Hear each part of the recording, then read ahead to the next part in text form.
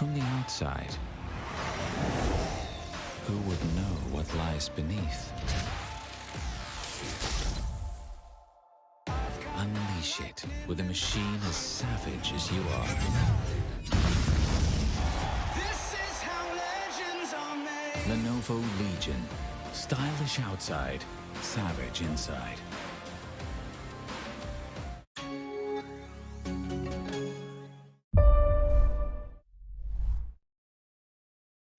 Good afternoon there, ladies and gentlemen. Welcome to the Lenovo Intel Presents Rise of Legion for Apex Legends. I'm your host, Sassin47. On the desk with me is Aggressive, and we are going to be the ones to walk you through this entire awesome action-packed Apex Legends action as well, right in front of your screens. Aggressive, how are you feeling, buddy? Honestly, after what happened during the Spirit Invitationals, we know for a fact that something big was going to show up. And hey, Rise of Legion is where all of the top caliber pro teams are going to be coming on down and showcasing their mettle when it comes down to the side of Apex Legends. Honestly, this game has so much potential to be an esports title, and the fact that now it's making an uproar, and now with the Rise of Legion being on the cards, I know for a fact that the players, they're going to be really happy, and so will the audience back at home, because we've been gunning for an Apex tournament for such a long time, and finally, we're able to present it over to fans. Well, definitely. Apex Legends has been booming currently, and it has got the highest number of viewership as well. So, interestingly, it is going to be something that we are all going to be looking out for nowadays. The best part is that there are a lot of potential teams out there in the country who play this particular game, and I feel like that they are going to go ahead and showcase to us what exactly they're made of. They were craving for something like this. They were craving for a tournament to just come up so that they can show their caliber, so that they can show their skill. And well, Lenovo and Intel, they've made this happen. So a huge shout out to Lenovo and Intel for making the Rise of Legion for Apex Legends tournament possible. Please do go ahead and check out all the links down in the description below and support our sponsors as well. By the way, if you guys are down there in the description below, also don't forget to sign up for qualifiers too. Let me just give you guys a quick brief. So this is the finals for Qualifier 1. Qualifier 1, throughout Qualifier 1, we had an intense matchup where all of these teams, they fought through, thick and thin, and then now they're here for the finals. After this, we're going to be jumping straight in towards Qualifier 2 as well, of the finals for that as well. But the thing is that in order to go ahead and appear on the stream, all you guys have to do is go ahead and sign up for Qualifier to participate in the tournament. The link can be found down in the description below. So yeah, it's absolutely free of cost. All you have to do is just go ahead, sign up for the tournament. If you guys are if you guys have a team for Apex Legends, and if you guys are trio, go ahead, sign up, and showcase to us what you can do as well in Qualifier 2 finals. But for now, though, we're going to be talking about the Qualifier 1 finals.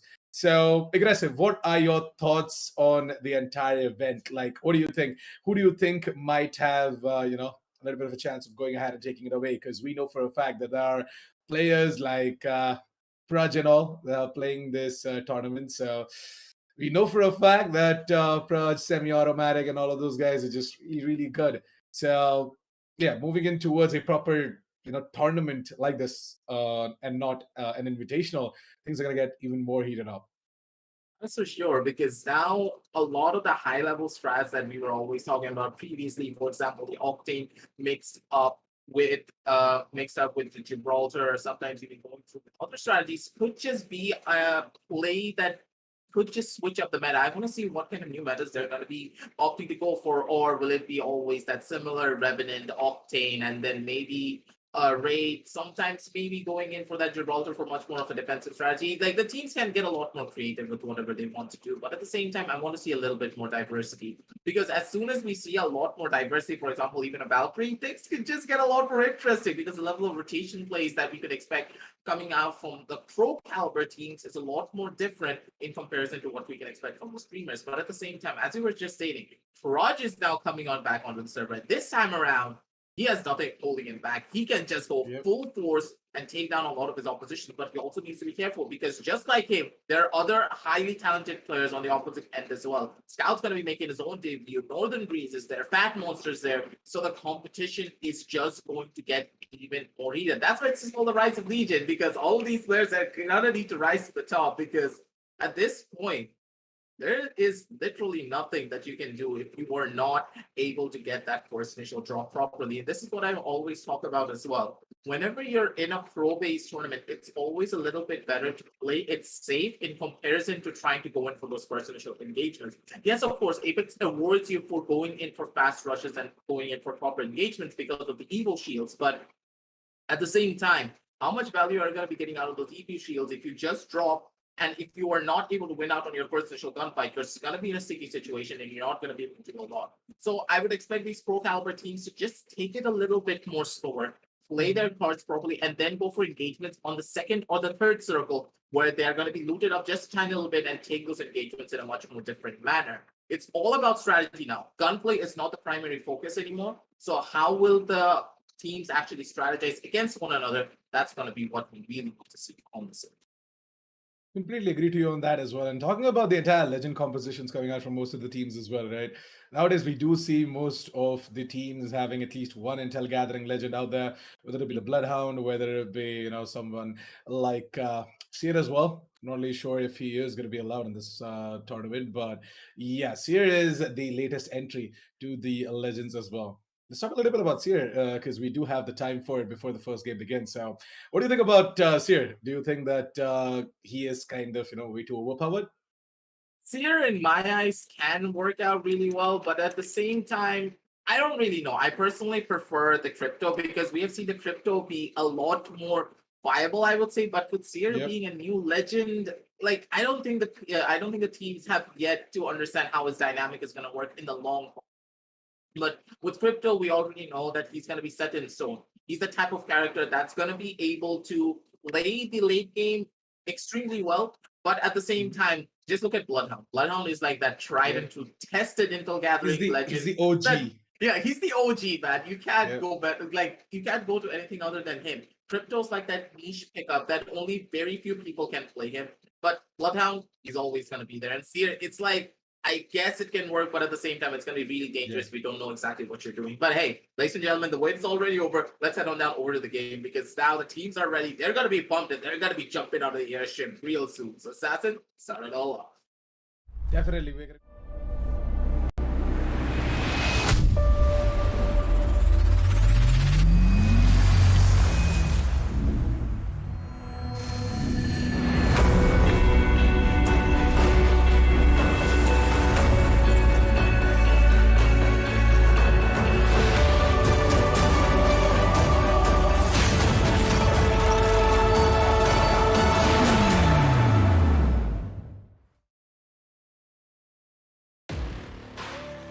From the outside, who would know what lies beneath? Unleash it with a machine as savage as you are. This is how legends are made. Lenovo Legion. Stylish outside, savage inside.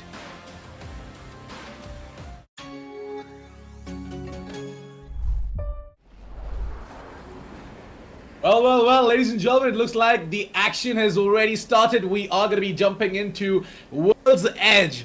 And it looks like that all of these teams, they are going to be going in for these odd drops, though. We're going to be seeing a couple of them moving over towards Epicenter. You got a team headed over towards Countdown, a team headed over towards Lava Fissure. Staging is also going to be one place where we are going to be seeing two squads making their way over there.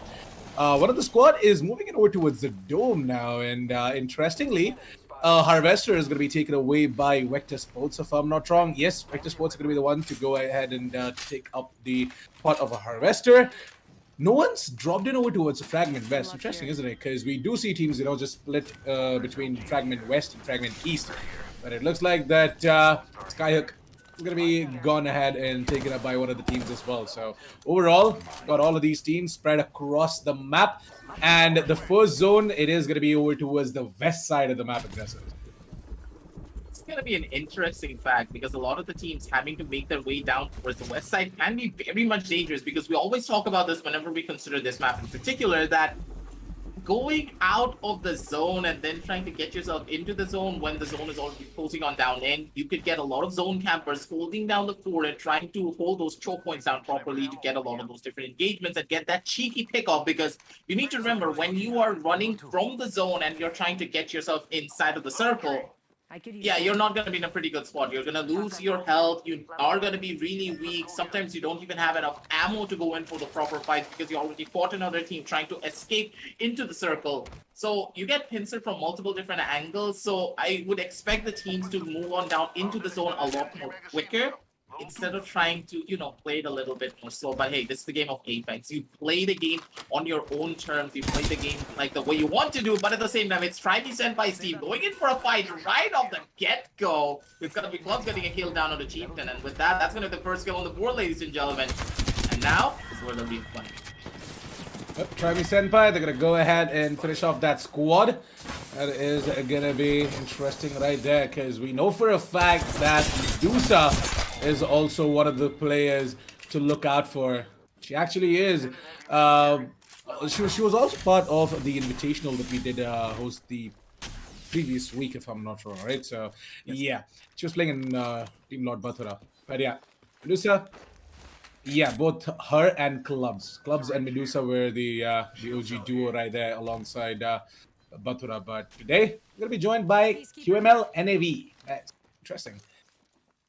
I gotta ask them. I gotta ask them, what exactly is QML? You can ask them later on, but for now, we're just gonna be chilling Wow. and watching corner. Just going in for that bow and arrow, but at the same time, Assassin, I can barely see anything for Octane's hand. His hand is just a little bit too big, and that bow, I don't know how I feel. Like, is that, like, it feels as though this is the first time I've actually seen it. Is it because of the Octane skin? I don't have this skin personally, and I never had this glitch happen to me with the bow. Yeah, it's the Octane skin, if I'm not wrong. Yeah, see, this is the Octane skin. But yeah, it definitely was a very funny animation right there. At the same time, all of these guys are finding themselves pretty good loot. R301's Rampage. We also saw Medusa's team. They had themselves a couple of SMGs. So yeah, interestingly, going to be seeing all of these guys looted up properly, and all of them dropped into places where you would find mid-tier, high-tier loot, right? So yeah, expected of them to get pretty good loot. But at the same time, what is more interesting is the fact that a lot of teams have already made their way into the zone. Now, the teams that are over towards the Epicenter, Clematizer, Fragment West, and we also got Murdoch and gang. They're making their way in towards the zone as well. No one dropped in over towards Geezer. Interesting, isn't it? Like, Geezer is a place where we do know that I could find pretty good loot. And it basically is at the center as well, right? So if you want to, make these quick rotations, you can do that as well. But hey, Unit X, it look like that they have stocked themselves up. Full shields. Nice.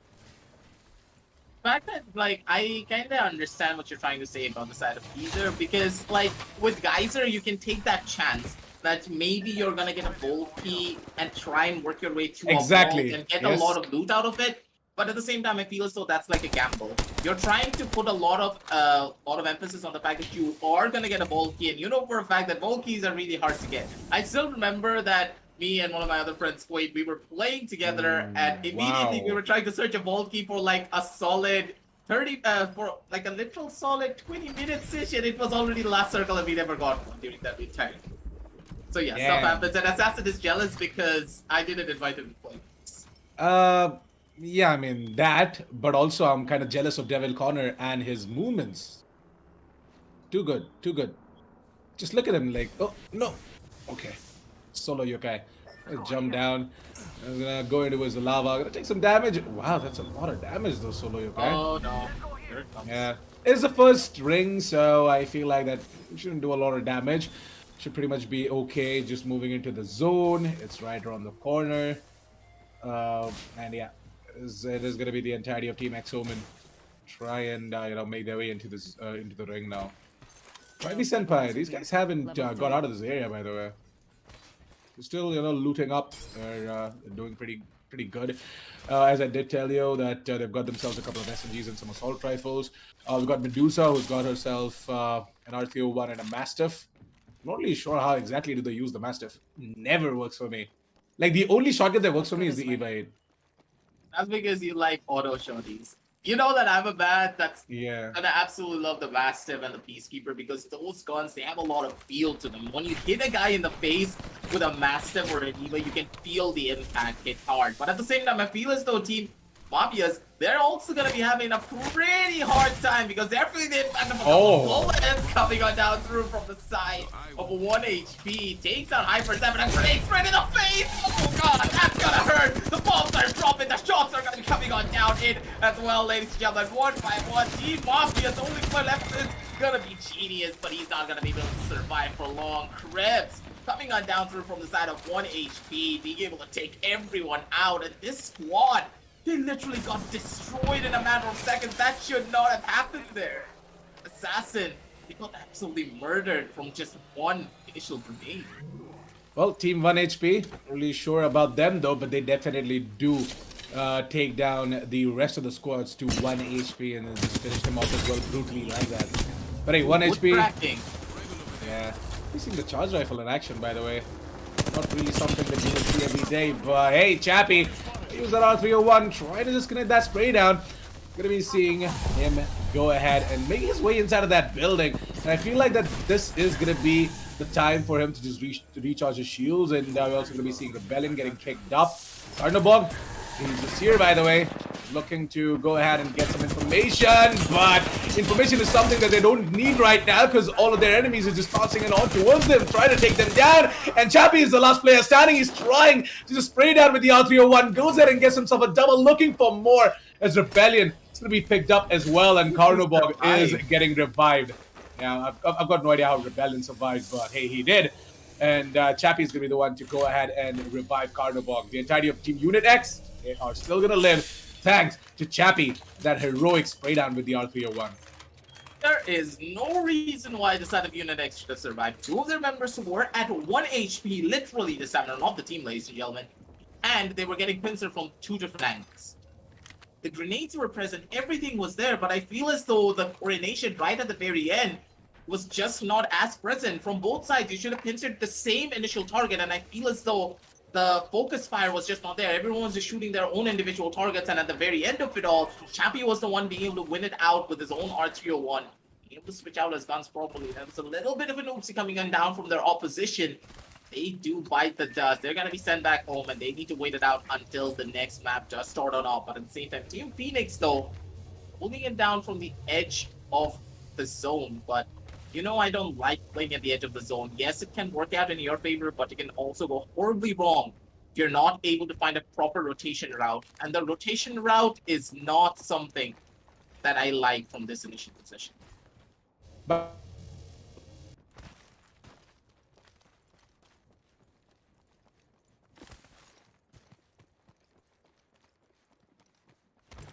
that Murdoch and the Doctor, they're the OG squad, and I've heard a lot about the Doctor and Murdoch and their insane duo plays. So yeah, definitely a team to look out for. Looking forward to seeing what exactly they can do as well. For now, though, team. Interesting name. iPickle, JJ Gaming, and Ben frames per second. Where do these guys come up with these names, man? Damn. Hey, your name is Assassin 47. I mean, Assassin 47 makes sense, but Ben frames per second? No. It's perfect. Yeah. But yeah. 13 squads left now, and things have sort of slowed down. We are going to be seeing teams trying to just go ahead and... Yeah, going to be seeing teams, trying to gain some intel. And you would see this as well, right? The entire meta that has come in as well for the game, where every single team has one intel gathering. Legend, basically Bloodhound, Seer, in each and every team, but not on the side of Team Lisuda Party. They have got a Revenant, they have got Caustic, and they've got an Octane.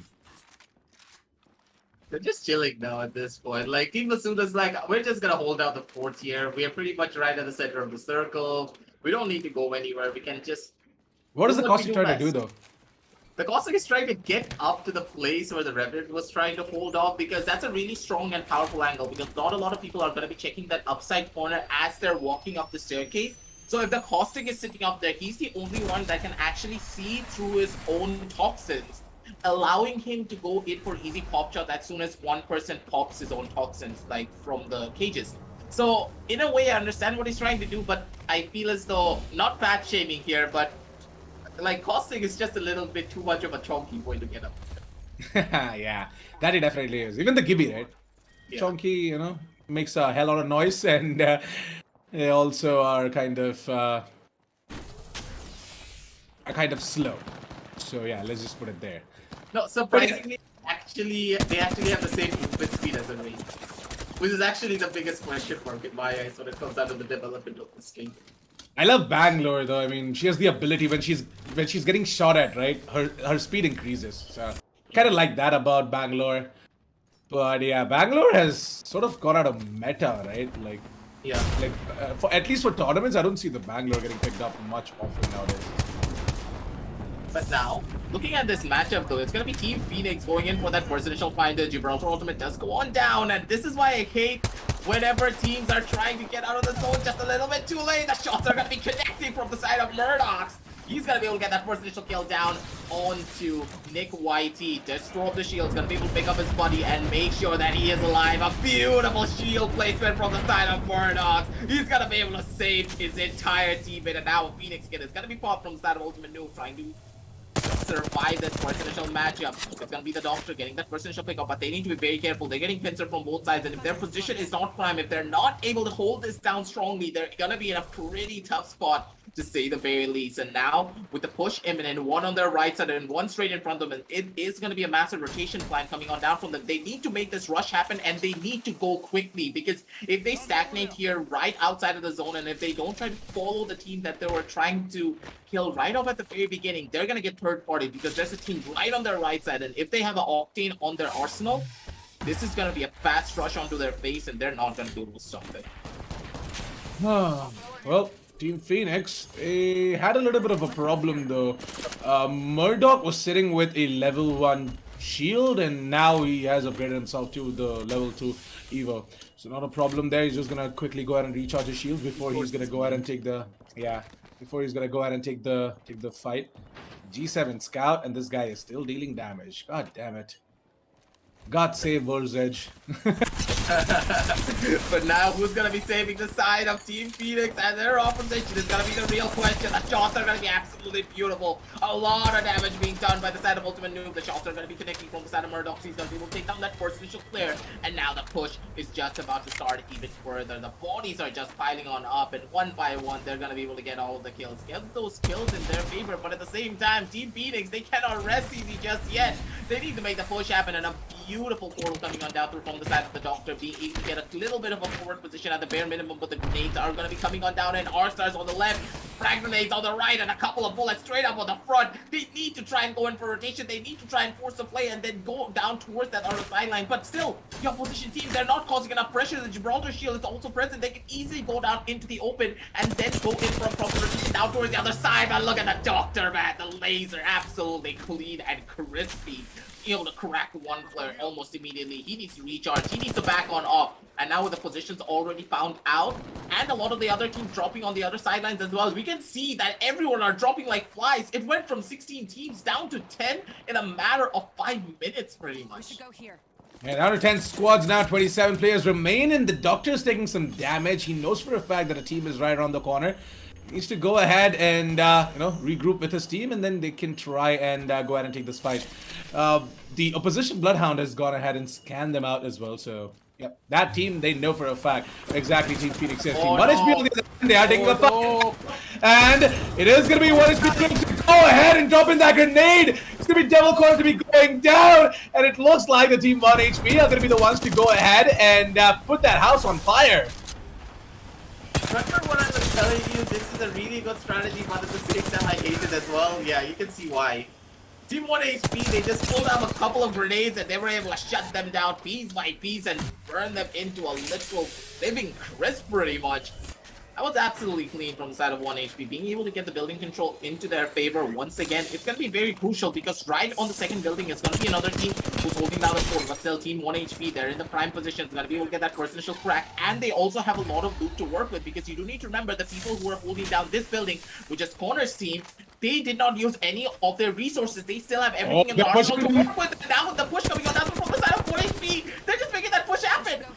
But do they know that one team is right below them?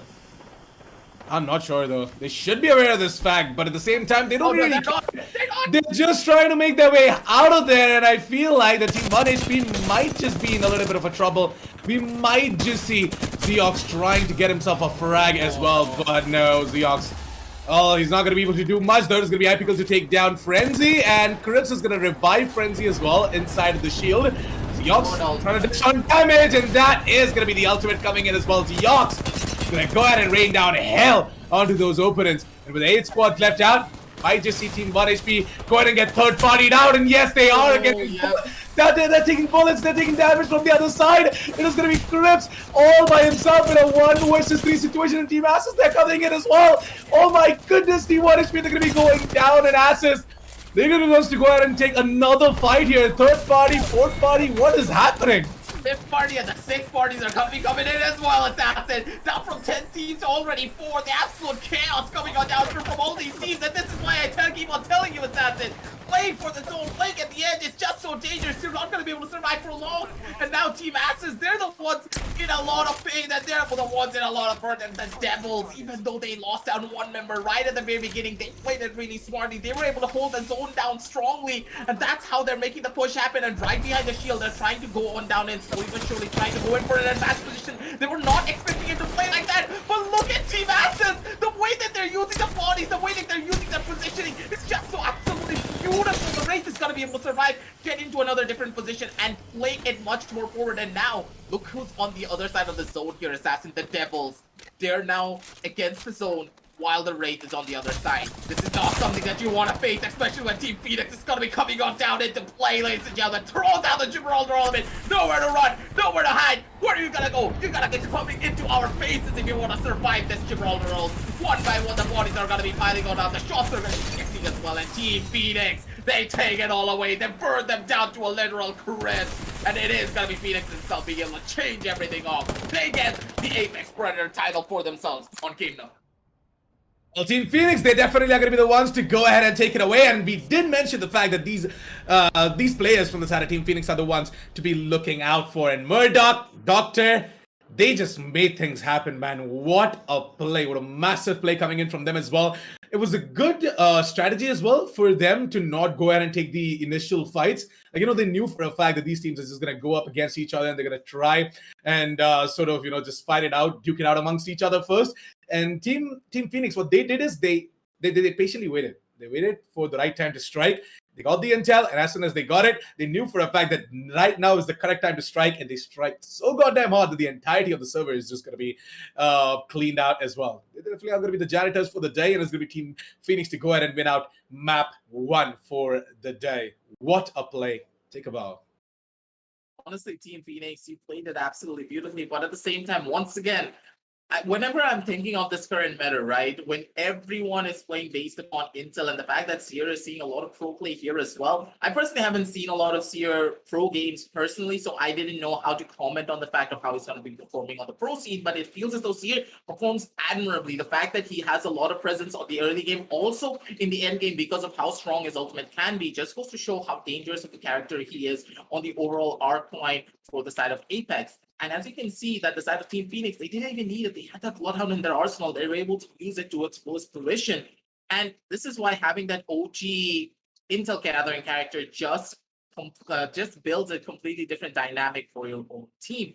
But at the same time, once again, I'm going to be going back to the point that I made previously. The fact that Murdoch's team, they were playing at the edge of the zone. And when you play at the edge of the zone, you need to have a strong initial game plan of how you're going to be circumventing and then pushing down over towards the different zones. Because if you have the intel gathering character, if you have those towers that tell you where the next circle is going to be at, you need to try and take forward positions and take fights along the way. Because if you're trying to play at the edge of the circle, if there's another opposition team already waiting for you inside the circle, what are you going to do? The circle's right behind you. The opposition team is just going to be sitting there. They don't have to worry about anything. And if they're able to dodge out the Gibraltar ult using their own Gibraltar shield, then what is your play? How are you going to get out of that sticky situation? Here, Team Phoenix, they played it beautifully. And right at the very end, Team Masses, they were like the janitors of the story, as you just say. They were able to do pretty much anything. They wiped out every single team. And Team Phoenix is like, oh, thank you. I'm just going to walk into the class. This is my class now, and I'm going to be presenting it all in front of everyone. Just a little bit of a cleanup duty, finish everything up. And that's how you exactly do it here, Assassin. Like the only thing that I kind of am disappointed for or just sad about is the fact that Team 1HP were not able to do that much, right? I thought that Team 1HP had such good momentum. They had information as well, and I'm not really sure why exactly they completely ignored that team. They were just below them and they just, made their way in towards. No, like they kind of got to know that that team is still in that building. Later down the line, they did come to know, but then they just ignored them and they just kept moving forward. And then they moved in over towards two teams fighting against each other. But hey, the match highlights are ready. So let's quickly jump straight in towards the highlights and relive some of the moments, talk a little bit more in depth about this entire map. And yeah, aggressive. As I was stating, right, all of these teams had pretty darn good loot when they did drop by. They had R301s, they had Wolves, they had R99s. Most of them were also running the EVA 8s and whatnot. So, in terms of the loot, though, they were pretty packed.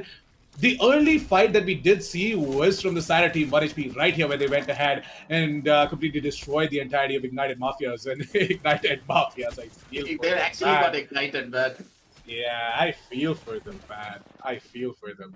Damn, 1HP were so good in order to go ahead and just clear out that area and move forward. By the way, on the other hand, at the same time, we did see Team Unitech survive this particular rush coming out from one of the other teams as well. The R301 spray down coming out went ahead and helped out Unitex in order to survive. But at the same time, we saw Team Phoenix go ahead and start shining as well. I'm not really sure. Like, we know for a fact that they did not have the best of the loot to start with. But later down the line, when they kept on looting and when they kept on taking the fights, right, they got themselves purple Eagles and they went ahead and upgraded themselves into Prowlers and whatnot. The G7 Scout was something that was particularly there. Then 1HP, they went ahead and cleared out this building. And the way they did it, especially Crips, just beautiful. yeah, it just goes to show the level of game plan and strategy that they were trying to employ right at the very end of it all. But once again, they didn't plan out ahead for how the circle is going to be playing. They're trying to play for the kills instead of playing for the placement points. And I kind of understand what they were trying to employ. But once again, just look at this fight. There were 8 teams here, Assassin. 8 teams. And look at how fast the number is going to drop. Just give it like a bare minimum of like 3 minutes. And you're going to see the teams drop from 8 over to a 3. And why is that? That's because a lot of the other teams constantly camped out on the edges of the circle trying to cut off rotations. And there were teams deeper inside of the circle, and there were teams right at the edge of the circle. And the teams that they were coming in from the circle, they got caught by that team. And the teams that they were at the edge of the circle, they got caught by the teams that were deeper inside of the circle. This is the dynamic of pro play in Apex. If you are not able to take proper ground, if you're not able to take proper map control in your favor when it comes down to that last initial circle, you are never going to be winning anything out. And I feel as though a lot of the teams, they have the aim game, they have pretty much everything under their arsenal, but right at the very end, the circle was just not in their favor. Sometimes that is the nature of Battle Royale, but you need to plan things ahead. You have tools that allow you to understand where the circle is going to be, and you need to try and plan accordingly to it. And hopefully a lot of these teams, especially Team Asses and Team 1HP, they use the level of utility that they have on the map to their advantage, because that's what they really need to do to try and take this win. Because Team Phoenix, they use their utility and also use the map to their favor. Because every single time I saw the side of Team Phoenix and the side of Team Phoenix, they were constantly going in for those towers and getting info of where exactly the circle is going to be landing upon. And in that way, they were able to take this win and become the Apex Predators for map number. Yeah, Team Phoenix, they definitely had a really good thing going on when it came down to just mixing up the entire fight, the one-on-one duels that they were taking, and at the same time using their abilities and their utilities to a good use. Now, the best part is that in terms of the aim game, right, most of these teams, they pretty much have it. Like I saw Team 1HP as well, especially Zeox. to just go ahead and spray down with that R301 long range with an HCOG, like that is something that you don't see. That way, it's not like a long range HCOG, right? It's like a 2x HCOG, if I'm not wrong, Yeah, or it's 2x two or X 3x. points. Yeah, it was a 2x to 3x HCOG right there on the R301, and the way he just went in with that spray down, it was like he knew the entire recoil pattern, right? It's like he's just dragging down his mouse so hard, and all of the bullets, each and every bullet in that magazine, connected onto that other team. So yeah, in terms of the aim game, though, I feel like that all of these teams have it, but it's just how they strategize their moves and how exactly they use their abilities and the utilities is what is going to be put to test here. And I feel like for map number one, it was Team Phoenix to go ahead and win it out in all of these departments. But yeah, aggressive. Map number two is going to be ready really, really soon. What do you think is going to happen in map two? Where exactly do you think these teams are going to drop now? Because we know for a fact that all 20 of these squads, they dropped in towards most of the hot drops, and nobody actually played it safe. Everyone just wanted to, go guns blazing right off the bat. But yeah, we did see a little bit of a shift coming down in the later stages of that particular map. So in map two, we might see a little bit of a different strategy coming out as they now know as to how exactly all of these other teams play as well. Yeah, I feel as though that early stagnation coming on down from a lot of these teams, they need to try and maybe go in for rotations a lot more earlier. The thing is that I saw a lot of the teams completely ignore the circle. As you just stated right at the very beginning, the circle was on the west side, but a lot of the teams kept on pushing down towards the east, towards the north. Yep. And some of them didn't even try to go on down towards the circle until the very end. And I want to see that change. And I'm really hopeful that a lot of these teams, they understand that, hey, right at the very beginning, we need to try and move ourselves towards the circle, because in the current meta of Apex, there is always going to be an intel character. You cannot play for the edge of the zone, because when you're coming out of the zone, once again, how much health do you have? How much utility and how much resources do you have? And how much are you willing to expend on trying to get yourself inside of the zone? If you, in any way, shape, or form, become become prey to anyone who is like capping outside of the circle and trying to cut off a lot of these rotations, you're going to be in a pretty tough spot. Or if you want to play at the edge of the circle, if you want to play against the zone, then you need to try and find unorthodox ways of trying to get yourself inside of the zones. If you go through common choke points, you're going to be in a pretty tough spot. And that's exactly what happened to a lot of the teams. And hopefully in map number two, that's going to be the biggest change. Because I feel as though the first initial drop is something that we don't really need to talk about a lot. A lot of the teams, they prefer to go to trials. Some prefer to go to the lava lake. Some prefer to go into the city. Like, it's up to the teams, whichever they feel like going over to. Because the only strategic aspect that you can consider right at the very beginning has to be the center of the map, because if you're at the center of the map, you're going to be closest to any form of a circle point, but at the same time, the center of the map, yeah, there's absolutely no loot there, so it's nothing from there whatsoever. Yeah, most of these teams, they just try and moving over towards places like Harvester, Epicenter, Fragment, Countdown. Um, and yeah, like I don't blame them. Like they do find pretty good loot over there as well. So, it's like that thing that we talked about, right? Most of these teams also have the strategy of just dropping down somewhere close towards Geyser, try and find the Volt Key, but there a lot relies on the fact that whether or not you're gonna get the Volt Key or Yeah. not.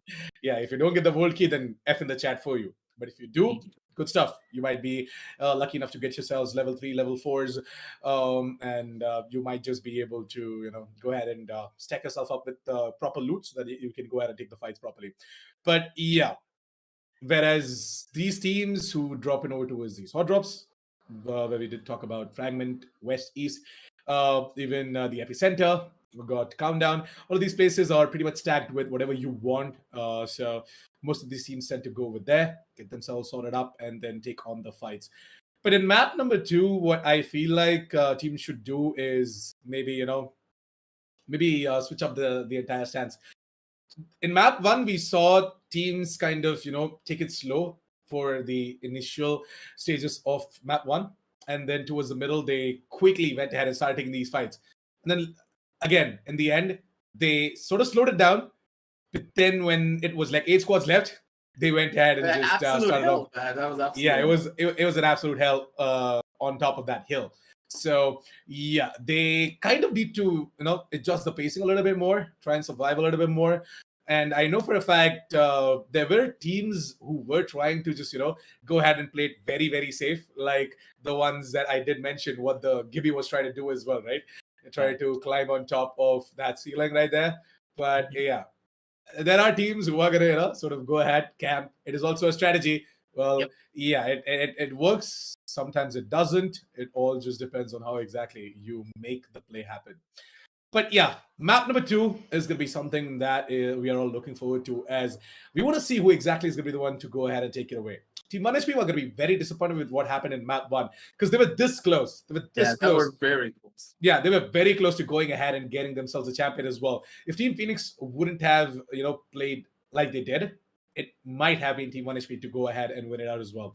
But Team 1HP, they have to be very, very careful, and they need to, figure out when exactly to hit the brakes, because map 1, they should have just hit the brake right there. When they knew that there was one squad inside of that building, they should have finished that squad first, and then they should have moved on forward.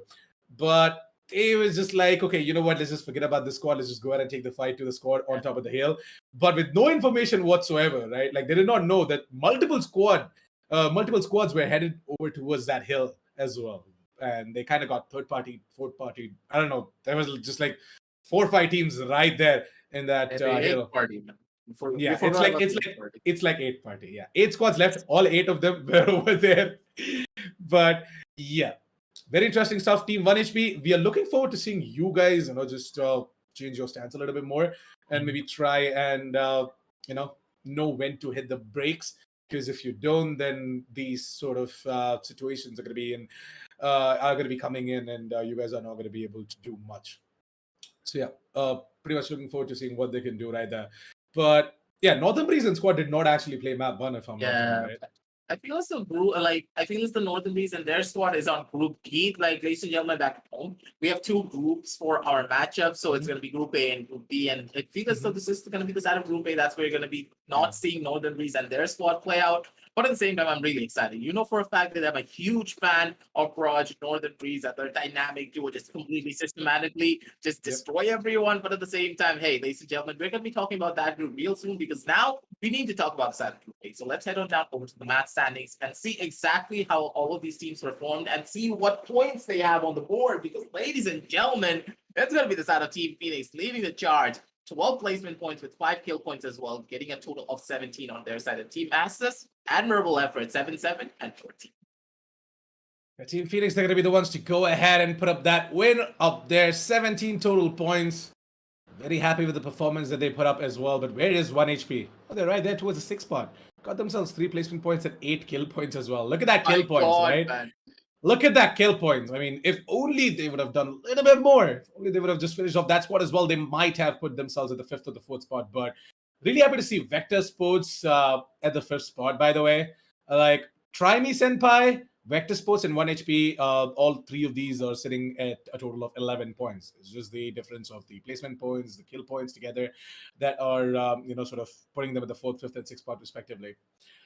But yeah, the other squads, right? Team Dothraki, PXC Alliance, Wizards of OZ, Deadbeats, Hi-Fi Esports, Kawar, Chor. Kawar Chor are the team that I was talking about, the Gibby trying to do something, right? Gibby, no, not the Gibby. The Caustic. The Caustic was trying to just climb up the wall or something like that. But yeah. The Lunatic No, that was the Lasuda party. No, that was Lasuda party. Kawarchor was the team. That was Lasuda party, actually. Yeah. Oh, yeah. They had the Revenant as well, right? Lasuda party. Yeah, I do remember. So, Kawar and the rest of the gang from there on out, they pretty much have to start, putting in the work as well. They have to try and survive a little bit more. I know for a fact against all of these professionals as well, things do get tough, but maybe just try and survive a little bit more so that you can at least get the placement points, right? Like, you survive till the very end, maybe. And you try and secure yourself some placement points. Going for a little bit of a safe drop instead of a hot drop, right? Like, I feel as though, like, we always talk about this dynamic between a lot of the teams. A lot of the teams, they like to play it aggressively. They like to have those hot drops. But at the same time, I understand that. I personally am that player that loves to go in aggressive. And whenever I play Apex or any VR for that matter, I always like to drop As soon as the airship allows me, I drop down, I try to get some loot. I either die or literally kill everyone and get like 10 kills, and then I keep on moving forward. It's either or. Like, that's one of the biggest risks. And I always talk about this, especially when you're in pro play and whenever there is a huge prize money on the line, ladies and gentlemen. You do need to remember that, hey, playing it a little bit safer is not too bad. Try and slow down your pace at the very beginning. Don't take as many risks. And after that, build up the risk. As soon as you have information, as soon as you have loot, just keep the ball rolling in your favor. You're the ones at the advantage. You're going to be the ones being able to dictate the pace of a lot of those engagements. And whenever you are playing a BR, it's always important that you're the one to dictate the pace of a fight. If you let your opposition get the advantage of you by getting into a forward position, allowing them to gain high ground control in comparison to you, you're just not going to be able to do it. And that's exactly what happened here. The circle, it is a little bit unfortunate because in my eyes, this was a very bad circle, and the people who are at the top of the hill at the time are always going to be the ones at the advantage. The people trying to rotate in are not going to be at the advantage. So in a way, this is the type of plays that you really need to make. If you have the information, you need to take proper precautions to go up against it. And a lot of the teams, I hope that in map number 2, they understand that they're going to be able to learn from it and come back stronger, because I feel as though every single one of these teams, like down from the very bottom up to the very top, they have what it takes to be at the number 1 position. They just need to dig deep, and they need to understand what they need to do to try and take these engagements. Completely true. And to be honest, I want to see more and more, high octane plays coming out from all of these teams. I kind of am missing Praj. Yeah, kind of am missing Praj. I love to see some really good octane plays as well, right? Devil Corner is the one actually who is showing us something interesting, but Devil Corner unfortunately got taken down. So yeah, Devil Corner, rooting for you, buddy. Really want to see you, go ahead and make some insane octane plays. You love to see it, right? Him just injecting himself with the stem and then just running around like a madman, going ahead, taking down the entirety of the other squads as well. But yeah, map number 2 is something that we are all waiting for, and as soon as it's going to be ready, we're going to be jumping straight into it as well. Aggressive. What do you think? Are you going to be seeing like a change in the legend composition, or are we just going to be seeing all of these teams stick to their original composition? Because we know for a fact that bringing in a change is very, very important. Like in a professional esports tournament, right?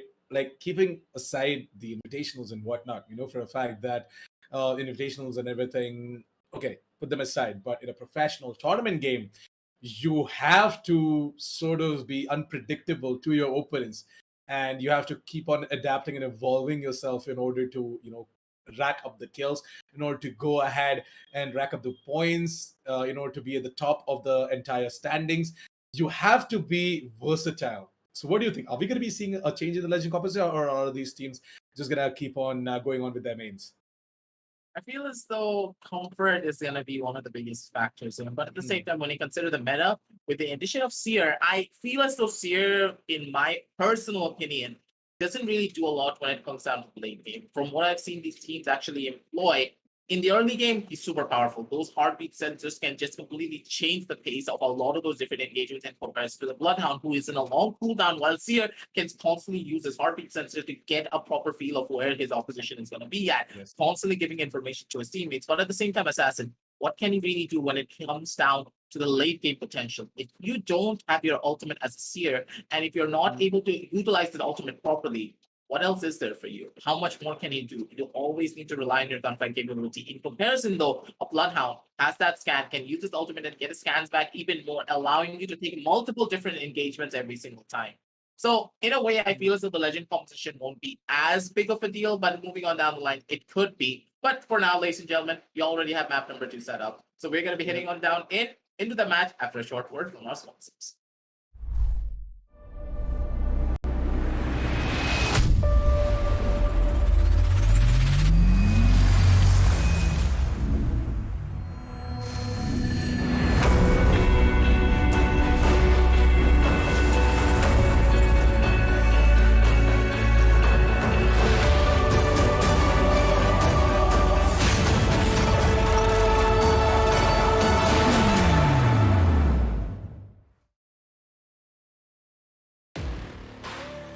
From the outside,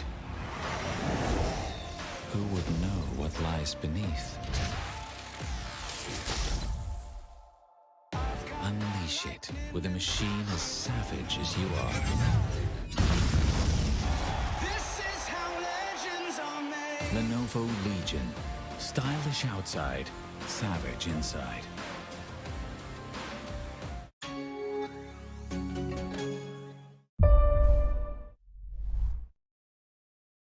Welcome back, ladies and gentlemen, to the Lenovo and Intel presents Rise of Legion for Apex Legends tournament. Map number 2 is ready, so why don't we go ahead and straight jump in towards map 2. Well, that's coming right in front of your screens, and aggressive.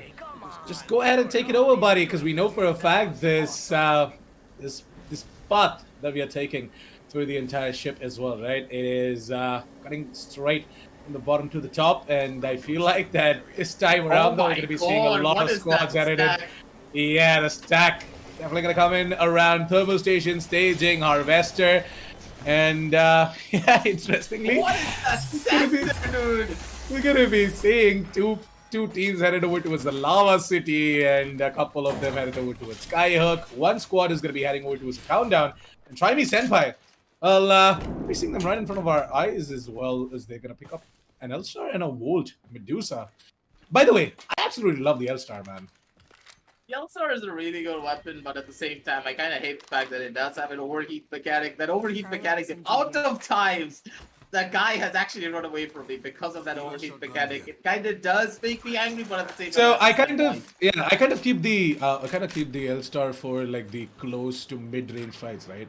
And most of the times when we are just, we're like, when my teammates are like, you know what, let's rush them, let's try and take them down. Let's pull out my L-Star, maybe running an HCOG right there, 1 or 2 times HCOG. Easy peasy, just go in, start that spray down. I absolutely love the energy weapons, man. Yeah. Now, honestly, when I consider the energy weapons, they're really powerful, but you know for a fact that I'm a sucker for SMGs, so come on. Like, the best part is the best part about them is that they don't have a bullet drop. So every single time you go ahead and spray down, if you have the aim, you connect absolutely everything. And yeah, I'm a guy who kind of loves to just go ahead and spray it down as well. And yeah, with the energy weapons, it becomes really easy, especially the L-Star. I'm still remembering all of the different pop-ups that we used to have back in Season 1, Season 2. Like, I'm that OG player that has been playing from what, like Season 1, Season 2? So, and even Season 0, that's when I actually got to level 100 back in the day. Everyone nowadays is gonna be like level 100, that's literally nothing. But think about it, Season 0, level 100 in literally a week. There were very few people who actually got there. And I was one of the people who completely no-life Apex to a point of going over to level 100. And I'm very sure that our producer can also actually vouch on that as well, because he also was no-life Apex back in the day. But moving on down the line though, towards this matchup, it's going to be Killsteal getting that first initial pick down onto a couple of players onto the other side. But at the same time, I don't really like this position Assassin. 3 towers, and it's completely out in the open. Any of these teams, even if they mess up just even a tiny little bit, could just get third party that could be spelling their doom. Yeah, Killsteal. They've got a squad right around the corner, and I feel like that's gonna be the scene to quickly make his way back. He's like, oops, not gonna stay there. I'm just gonna make my way out of here. And there comes the Art Star and also the Thermite. Wow, Killsteal, are they going for this? I don't think so. They're trying to maybe circumvent the push and try and force them onto a different angle, but at the same time, they're actually making the push up, and a beautiful grenade coming on down from their side. They're going to be able to get a forward position. The ultimate has been dropped from the side of Raiden, though, and this your ultimate could be the thing that they need to go in for this first initial push, because you need to remember the movement speed reduction. It's just going to hurt a lot, and the Toxic! He's going to be throwing out a lot of damage over to the other sidelines. They get a more of a stay inside. They need to push themselves out right into the open. Raiden, though, is going to be taking a back seat to this. El Diablo gets taken out as well. The Governor, he has nowhere to run. He's gonna get taken out. What just happened? Team Killsteal, you had all the advantages, you used all of your utility as well, but at the same time, HWN, they won it on the gunfights. Well, it looks like that Killsteal are actually not going to be able to grab a kill. Not going to be able to steal anyone's kill as well, because they're just going to get taken down right off the bat in this map, unfortunately.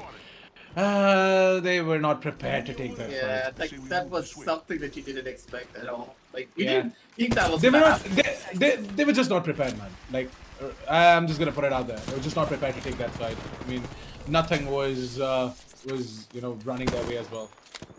But it's okay though. They did try. At the same time, they kind of got divided. So that kind of just went ahead and sort of put them in an off-guard position. But hey, Team Asus, on the other hand, are making the EVA hits work, and the rate, bend frames per second. How is he still alive? Never mind, he's not anymore. He's gonna get knocked out. It's all down to Santero from the side of Wizards of OC, who is trying to finish off the final player as well. Go ahead and try getting that player up back again, and oh, there you go. You're gonna be seeing the door getting kicked out, and yeah, Santero try and get something done. Try and finish off this final player. Yeah, this epic 1v1 with the R301 and the wingman. Santero, are you going to be able to do much? Yes! There you go, Santero. He's going to pull out the wingman. He's going to finish it off in style. That's going to be that squad getting taken out as well. He's just a better Gimme man in this situation. He's like Gimme versus Gimme. Who's more chunkier? Is that me or is it you? And it's gonna be the side of Santero being like, I'm the biggest chunk out here. Get out of my server. This is where I live and this is where I'm gonna be holding down the fort. Picks up his buddies, and the Wizards of Oz, they're gonna be able to survive. They're gonna be able to see the light for another day, ladies and gentlemen. They're gonna be able to do everything that they can, but at the same time, one team is not gonna be seeing the light. It's gonna be Unidex going in for a couple of plays of their own. Rebellion does get a forward position for himself. Oh! When they're making that push happen, and they use the opposition Revenant ultimate in their favor to make it their own push. They take out Luffy Senpai, and now one by one, the bodies should be piling on up. Chappie, he needs to be very much careful because there's one on the left and there's one on the right. But the guy on the left is like, nope, I'm out of here. They already know for a fact that who's going to be holding on down towards the other side. A forward Gibraltar shield being placed as well to get a forward positioning for themselves and finish off all of the straggling players. Because this is very important, ladies and gentlemen. If you don't take out the stragglers, they're going to be able to relay a lot of information to their third teammate. And in that situation, that's not something that you want. And I like this play coming on down from the side of Luffy Senpai. They're like, hey, we are gonna be dying out there, but it's completely fine. But at the same time, the third party is already here, and it's gonna be our chore. Coming on down in for a couple of their own plays. Will they be able to take down the side of Unidex? So that's gonna be the real question, because it feels as though this versatile engagement is not something that they would really want. But I absolutely love this here, the way, the amount of information that he gathers as well, right? It's like a straight up wall hack right there. Like it's a straight up X-ray machine in front of you. We can see how much HP your opponents have. Oh look, someone wandered into our safe space. We do see the fight just slowing down just a tiny little bit, primarily because of the ultimate being placed from the side of that Seer, but you don't want to make a push like that, especially into an enemy Seer ultimate. It is going to be the opposition Seer just taking a lot of damage down through the back end, take a backseat, but at the same time, a lot of damage being given out as well. The zone's going to be coming out as well. Coward Chore, they're in a pretty tough spot. They need to make their way out of the zone, but they just can't. Rebellion with a couple of own high-octane plays. He's making it happen. He's just gotten in for those kills. And one by one, they're making that push happen down to Bertora's their side. And one by one, Chappie's going to be able to get a triple kill for himself. Shut everyone down. And that's going to be the side of our Chore taking a back seat and being like, hey, we got to relax here, man. We need to take a little bit of a different forward position. And they pay the ultimate price for it with their own lives down to the other side. The 1 HP is going to be making their opposition at 1 HP. And they're going to be going in for a couple of bullet shots. One person remaining. The Wraith is going to be running on back, being able to try and live to tell the tale in another day, but they're going to be hunting him down. They're going to be the ones to take him out. With that, ladies and gentlemen, it's pretty much done and dusted. The Wraith is on the other side of that wall, healing himself back up to full, but look at the army. They're already here at 1 HP. They're going to be able to finish off the entirety of Club's, Medusa's team. And now, Assassin, there's not much that they can do. They're also going to need to take a back seat, and 1 HP. I feel as though they heard your words, that they're motivated to keep the ball rolling in their favor. Yeah, Team 1 HP, they definitely have to get that motivation in as well. And I'm so happy that Team Unitex, they're going to be the ones to go ahead and make me happy with that high-octane play. But yeah, now for the time being, got 12 squads left. And this is once again looking like a very quick map right here, because all of these teams, as I did tell you, will change up their stance a little bit. They're going to go in, guns blazing, right off the bat. Like, not even like take it slow at the start and, eventually take the fight now. He's gonna go ahead and start the fights with whatever they got, and they find themselves pretty good loot, right? Look at Frenzy. He's got himself a flatline and Eva 8. The guy is sorted. Consider the positioning that they're holding, the entirety of 1 HP. They need to make this rotation very quickly. Once again, if they fall into that same sense of security, false security, sorry, that we are pretty much safe. We don't need to try and find a forward position and go down towards the center of the zone and maybe find a building for ourselves to hold. Yeah, you know, absolutely, that's pretty bad. Absolutely find the animation funny for the seer, right? When he tries to go ahead and use that ability of his for the scan. Kind of, goes that and does like a little magic trick right there. Guy's definitely a magician. Looks like that Team Unitex, it's time for them to show us the magic of the Octane and the Seer combo as well. As the Seer is going to go ahead and give the information to the Octane. Rebellion is going to push it on top of that as well. Carno, really want to go ahead and get that frag on towards Nick. I feel like that he's going to go ahead and get more and more information. Oh, that's another team. Damn.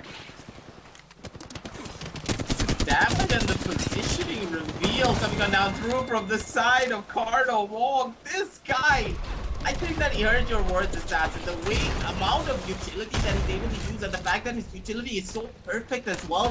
He's getting so much information. How are we going to solve that? The Gibraltar shield has also been in place, but they need to be very much careful because now the entirety of Unit X, they're under fire from multiple different teams. They're going to be able to get themselves back out to safety just a little bit, but they're not going to be able to survive for long. Carno's going to be the first one to go on down, and it's going to be the sign of Team Phoenix being able to rise from the ashes. Just try and go in for a couple of their own plays. One by one, they're making their plays happen, and they are going to be moving on down towards back out of the zone, but they need to make that push happen. They need to get themselves inside of the zone here, Assassin, and I don't really like this. They could just fall into the trap that they themselves set up on map number 1. If they're not careful, if they get caught off during a rotation, you know for a fact what's going to happen here. They're not going to be able to survive. Team Phoenix, well, they did try to go ahead and take on the Titans for map 2. That is Team Unit X, but yeah, Team Phoenix, they're going to be the ones to, sort of fall back as well, for a fact that it's kind of dangerous. The ring is approaching as well. So just go ahead and play it out for the placement points, of course. I mean, we're going to try and, survive instead of just getting taken down, because Team Unit X, they're looking like they're going to go ahead and grab themselves a lot more kills. They're feeling it. You can absolutely see that as well. Team Unit X gonna heal up properly. They've got their shields up as well. They're ready to go ahead and take on the fight now. And now they're going to be on the hunt for where exactly Team Phoenix is. If they can just go ahead and take down Team Phoenix, I think so that map 2 is Team Unit X's. Yeah, Team Unit X, they're in the best spot to try and win everything out, but at the same time, they need to be careful because Team Phoenix, they're a very, very sneaky team. And with that, that's going to be the charge rifle coming into play, just tickling our buddy boy Gibraltar just a tiny little bit, and at the same time, Armbog, he's going to be the Carno. He's going to be the one to just make it slow, play inside of the building, and I like his position from the side of the team. They had the plan, they knew what they needed to do, but at the same time, Team Phoenix is like, nah, we need a forward position. They heard my words and they're like, hey, if we're gonna play this out, like the way Aggressive said, we need to push and we need to find someone immediately. But no, they're actually making a push down over towards the other side at the edge of the circle, and this is smart, because if they're able to find a couple of teams on top of this hill, they're going to be the ones to spot everyone out. They know where they can rotate, and they're going to be the team with the biggest advantage when it comes down to understanding where the other people are actually rotating. Things could work out in their favor here, Assassin, but at the same time, I feel as though Ultimate Are you kidding me? How does he spot that one out? It's like a literal with pixel on my screen. With a 1x2x, right? Yeah. It's a 1x2x hollow, and I've got... No, that's just... yeah. That's it. Yeah, it's a 1x2x hollow, and I feel like that ultimate noob. My God, how do you even spot them out, man?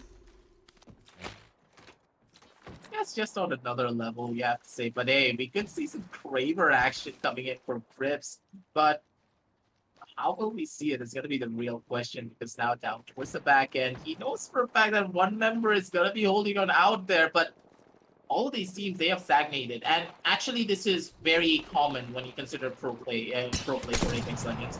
A lot of the other teams, they're not going to be making that first initial push, honestly, just going in for willy-nilly every single time.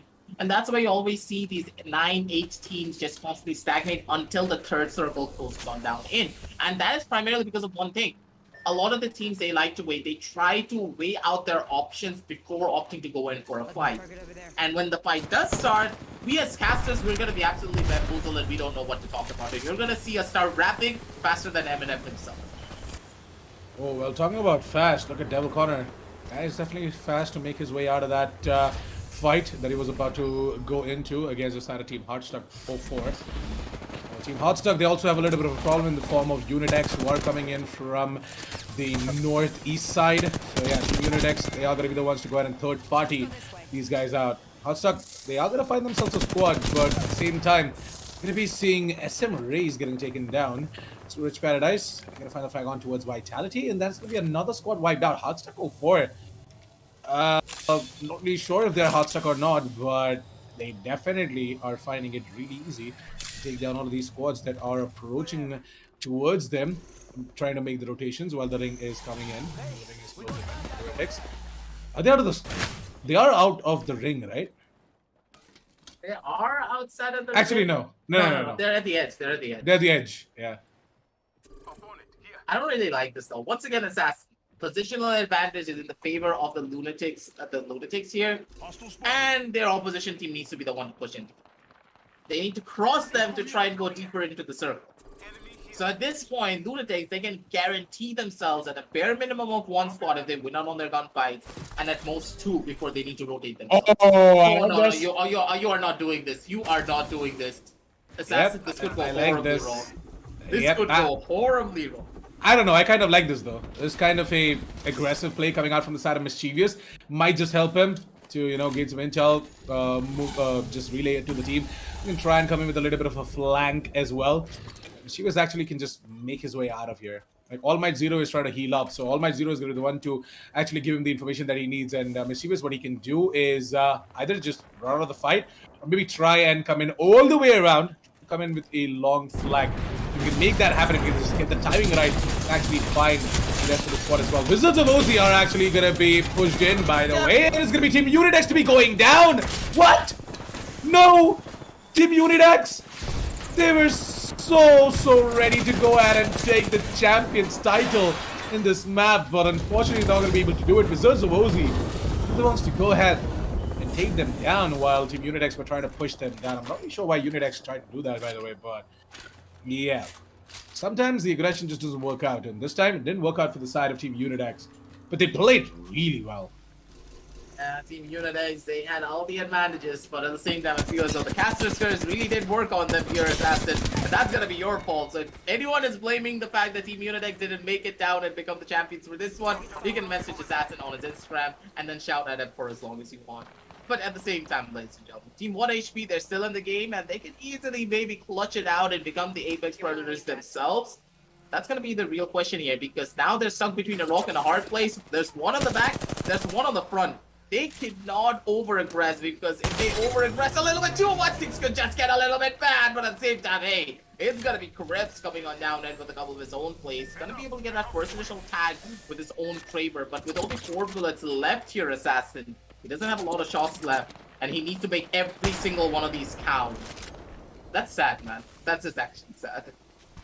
Oh, the Kraber. Not really sure if this is going to work out for him or not, because, yeah, I mean, when the zone or the ring just closes in, right, you really are going to go ahead and take these mid to close range fights. Kraber, not something that you would want in your arsenal, but it's okay. It does have secondary assault, so nothing to worry about. Curd Rice.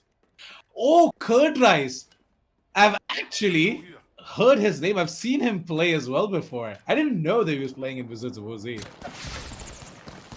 So if you don't know, Curd Rice is another beast of an Octane player right here. And you would definitely see some creative plays coming out from Curd Rice, by the way. Just look out for him, as we are going to be seeing Team Wizards of OZ and survive here in this region and use the terrain to their advantage. And wow, Neo is going to open up a teleport, and the teleport is not the best one. Sierra's going to go ahead and it looks like that Team 1HP, they're looking to just go ahead and take them down as well. Team 1HP. Oh, the Doctor's going to get taken down, by the way. Kraber of Chris. Team Murdoch is still alive. They're on the hill, and there's gonna be another guy in front. Team 1 HP. They're stuck between 3 teams. They're right in the middle here, Assassin. I don't think that they're gonna win this. Where do they go? They're stuck inside of a trade. Hearthstone T4, at least they're in a position to try and run on away from the other teams. But here, Team 1 HP, they need to literally pull off a miracle. Otherwise, they're just dead. Wizards of Oz as well. They're just not going to be able to survive for long. They're going to get stuck on from multiple different angles. They need to make this push effort. They need to get these kills. Regicide, he's still going to be able to survive. Maybe get into a background position, but that digital thread straight on the face of 1 HP's teammates. They're just going to be able to mow them down piece by piece and pick themselves up just a little bit. They need to re-energize themselves. They need to get into a little bit more of a forward position. A lot of damage being done by that one small alternator. And this alternated pistol is all that they have to try and maybe go in for a play for themselves. They need to try and survive. And they're going to be able to get a little bit of a breathing room because Team Phoenix, they're going to be backing on off. They're not going to be making that push happen down onto their side. And Oh, Murdoch. He's using the ultimate accelerant. His ultimate is going to be ready really soon, by the way. Oh, and we no, might here it just comes. see, we might just see another hell being rained down onto all of these players on the trains. This is bad, man. This is actually pretty bad because at this point, if they wait, Team Phoenix are gonna win, hands down. They have all of their utility. They wasted absolutely zero resources trying to take this fight. And Team 1 HP, they're in a position where they can't run from anyone. They're in a position they can't go in for a win. But at the same time, I feel as though Chris with his Kraber could be the deciding factor. But at the same time, he has no more bullets left. He doesn't know what to do with that Kraber anymore. He's gonna need to completely rely on a secondary to try and take a lot of these fights. Information being given away does not want where one player is at the bare minimum. That one player's position already found out and known. This could be the thing that they need to turn the tides in their favor. 1 HP, they have that forward position, but they need to worry about the other team on their right side. And if they're not able to go in for a kill down onto at least one of these teams, it's just not going to be looking on up. But at the same time, 1 HP, the zone is in their advantage, and now it's going to be the side of Team Phoenix who are at the disadvantage because they're right at the edge of the zone.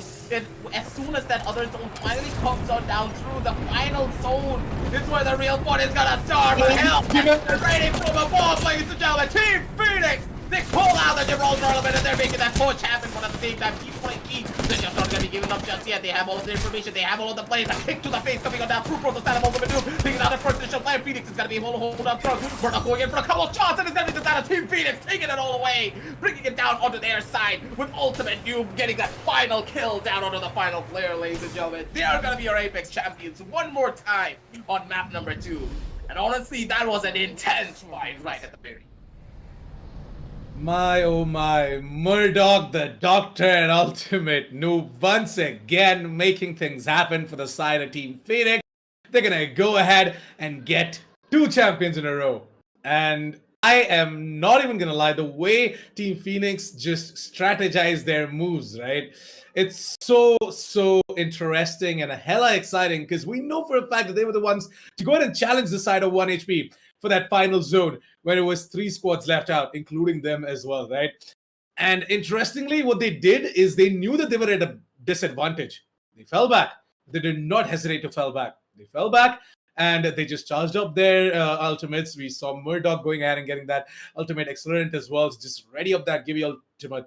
And as soon as they knew that the ring is not in their favor, it's going to force them to push straight in towards 1 HP. And the place that they were holding on to, it is going to be the Bloodhound to just go ahead and activate that scan. It was Gibby's ult to come in as well on top of that. All 6 of these hostiles that were detected, right? All 6 of these. There is 2 squads inside of, 2 squads inside of that same train. Like it was just chaos. And once the Gibby ultimate came in, everyone just were like, well, it is what it is. I guess it's Team Phoenix to go ahead and take the champion once again. And Team Phoenix, well, they're going to be like, too easy, man. Too easy.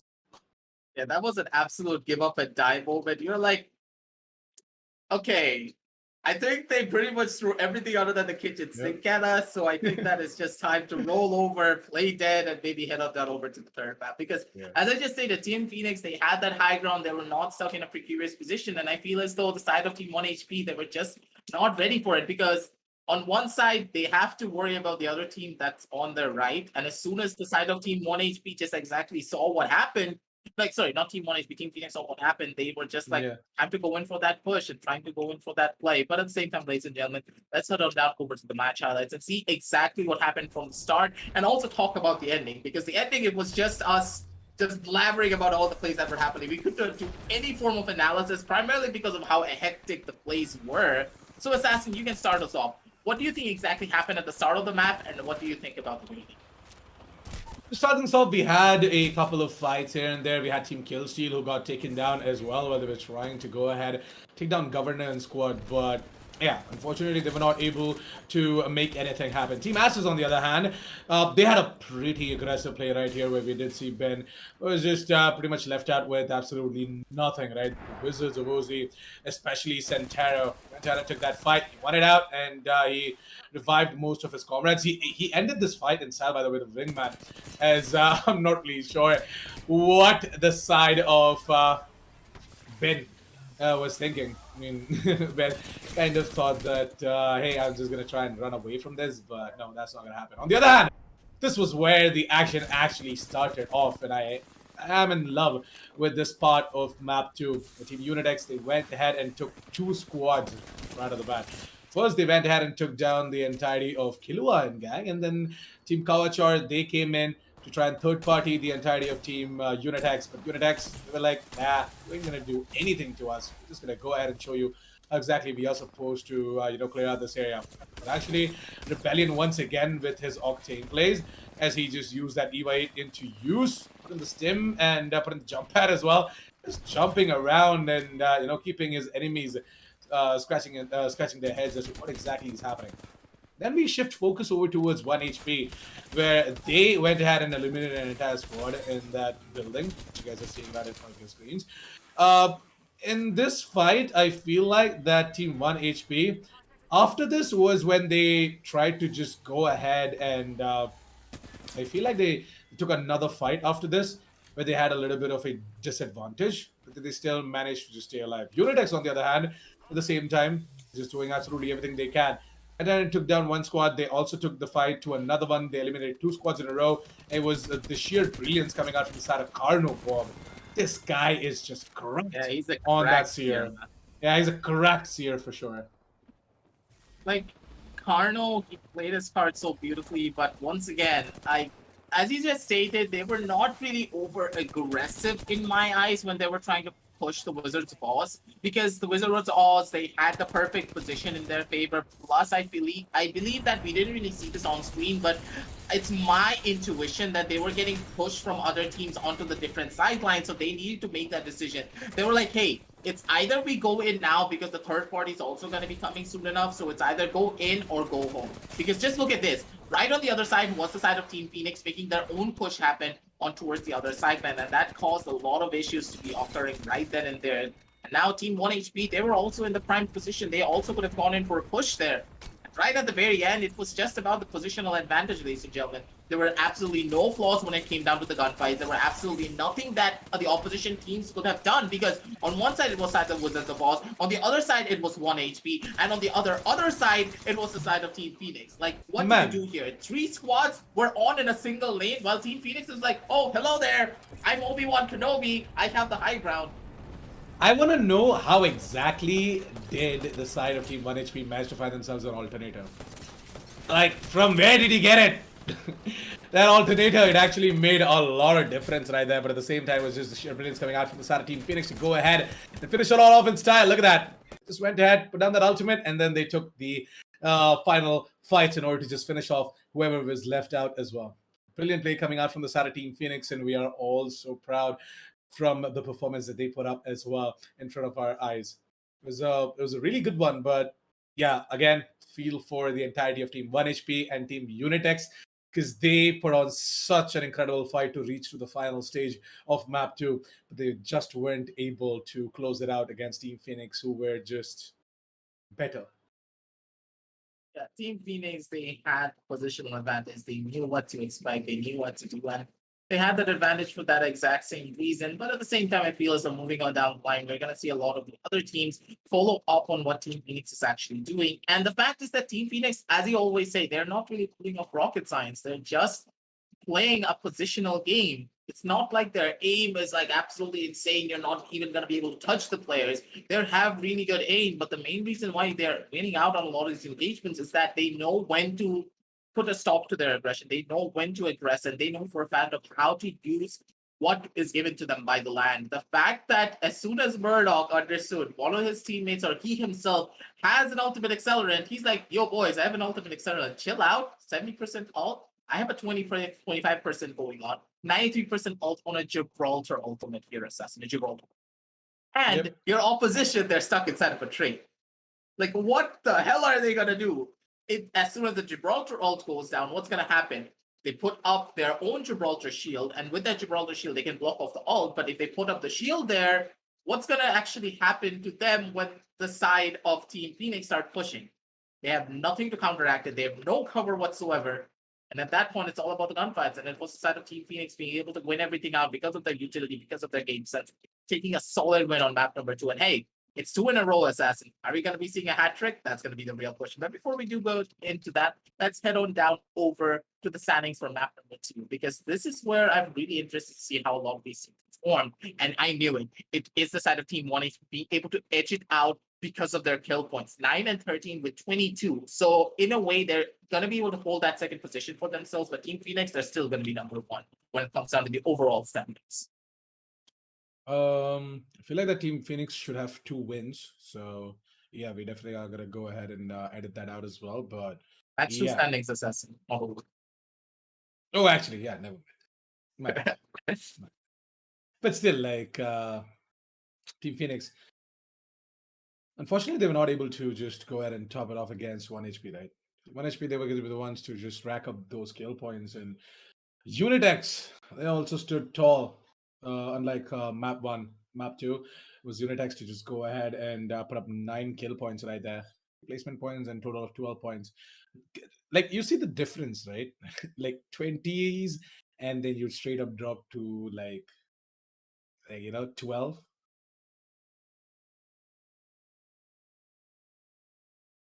And that's kind of really the thing here. So let's head on down over to the current standings and see exactly where the teams are going to be standing overall. And as I just stated, Team Phoenix, they're going to be in that number 1 position. 38 total points in their favor, with 1 HP having 33, and Unitex with 20, the Devils with 17, Team Asses with 15, and Hardstock D4, sorry, with 13, and Try Me Senpai with 12. A lot of these teams and the number 4, 5, 6, 7, 8, 9 positions are very close when it comes down to their standing points. But at the same time, Assassin, when you look at the end of the board, I feel as though a lot of these teams, they're performing really well. But what do you think is exactly going wrong for them, especially when it comes down to the side of Team Ignite and Mafias and Kabucho?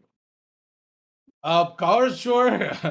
We did see them, trying to go in for that ballsy play, trying to take down the entirety of Unitex, try to third party them as well. So I feel like that they are not doing anything wrong, right? But it's just the sheer individual brilliance coming out from Phoenix, 1 HP, Unitex, and the rest of the teams as well, who are putting up a really, really good performance.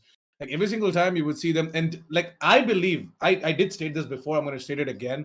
I do believe that all of these guys do have the aim, but sometimes it's just not the aim that you need, right? You need the movements, you need the correct usage of utility and the ability, and you know when to time it as well.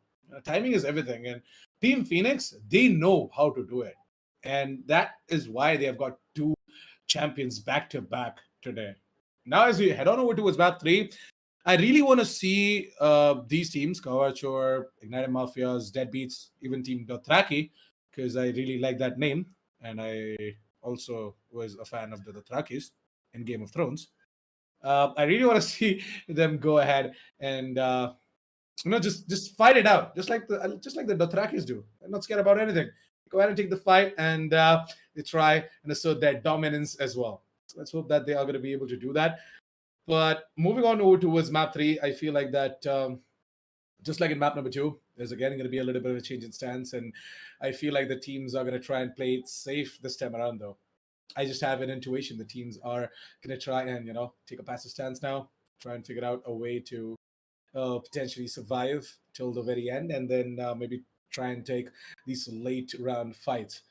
What exactly do you think? What are your predictions for map 3?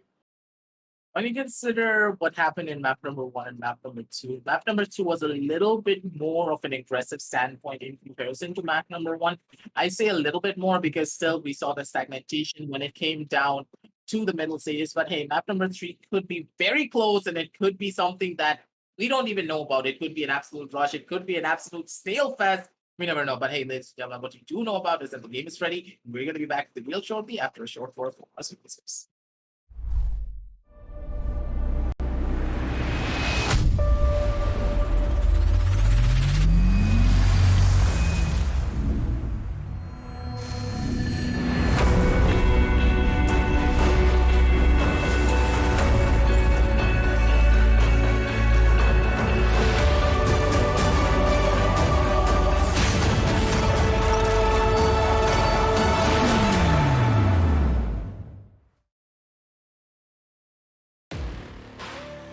From the outside, who would know what lies beneath? Unleash it with a machine as savage as you are. This is how legends are made. Lenovo Legion. Stylish outside, savage inside.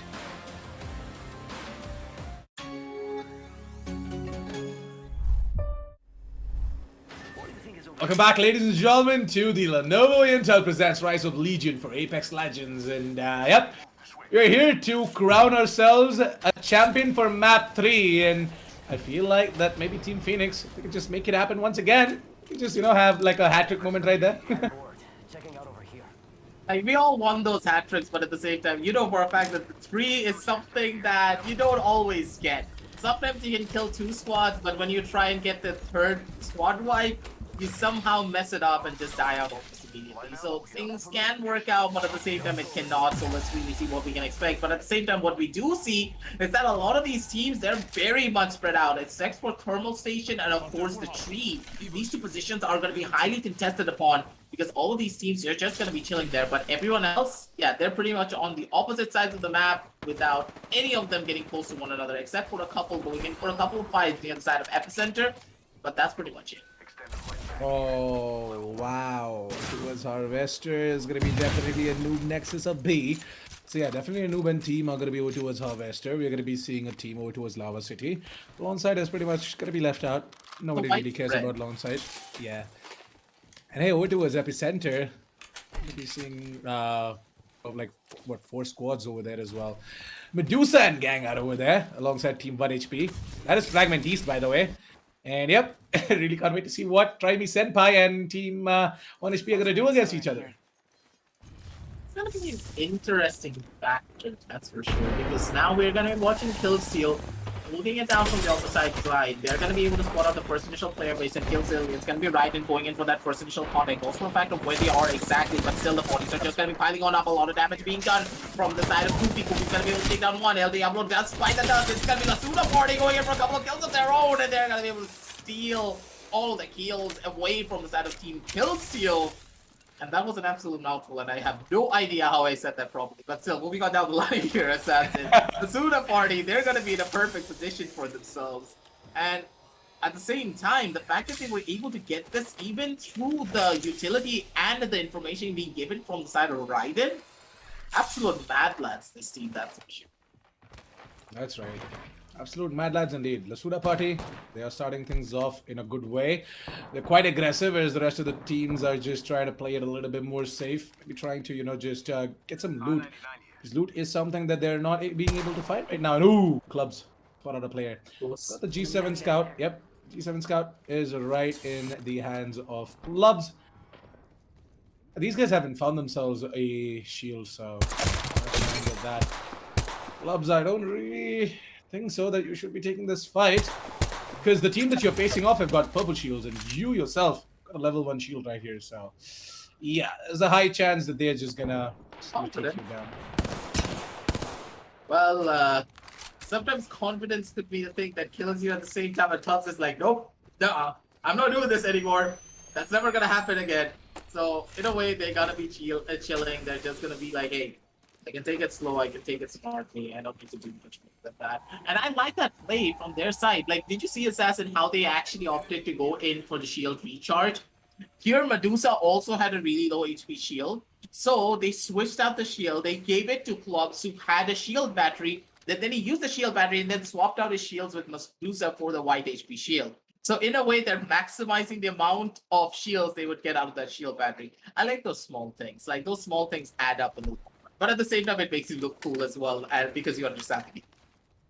Okay. Fine. If Okay, you wanna don't put be it a that nerd, way. man. Come on. If you wanna go ahead and geek out on that, fine. But yeah, these are What? things that these are definitely things that the caster analyst goes ahead and spots out as well. He relays in the information for the audience. That is our job, right? And you're absolutely right. These small things, they sort of go ahead and make a lot of difference. And when you actually think about it, you're like, oh damn, that is a high IQ play right there. But at the same time, I'm getting poked fun at by Assassin, my fellow analyst who didn't even see it, man. He did, by the way. I mean, yeah. You wouldn't mention it though because you don't want to geek out like me about these small matters from time to time. But No, actually, I like it. I actually like it. I was about to mention it as well, but then you took it away, so I was like, That this guy started laughing for apparently no reason. Assassin's a mean boy. Assassin's a mean boy. A petition to get Assassin out of here because he's such a mean boy. But at the same time, like all of these teams, they've slowed their pace down. Not really a lot that we can do. A couple of pop shots here and there, a little bit of information getting gathered, but Assassin, there's not really much more than that. They're playing it quite slow, and there's still 17 squads on the back. 17. What is happening? I like how All Might Zero is like, mischievous. Can you just stop taking the fight? Let's just go ahead and loot up a little bit. I want some shields. I want some ammo as well. Kind of running on like 52 in the magazine for the rampage, which is not gonna be enough because I'm just gonna charge it up with my thermite. I'm gonna start spraying down. The entire magazine is gonna get over in like a minute. Not even a minute, man.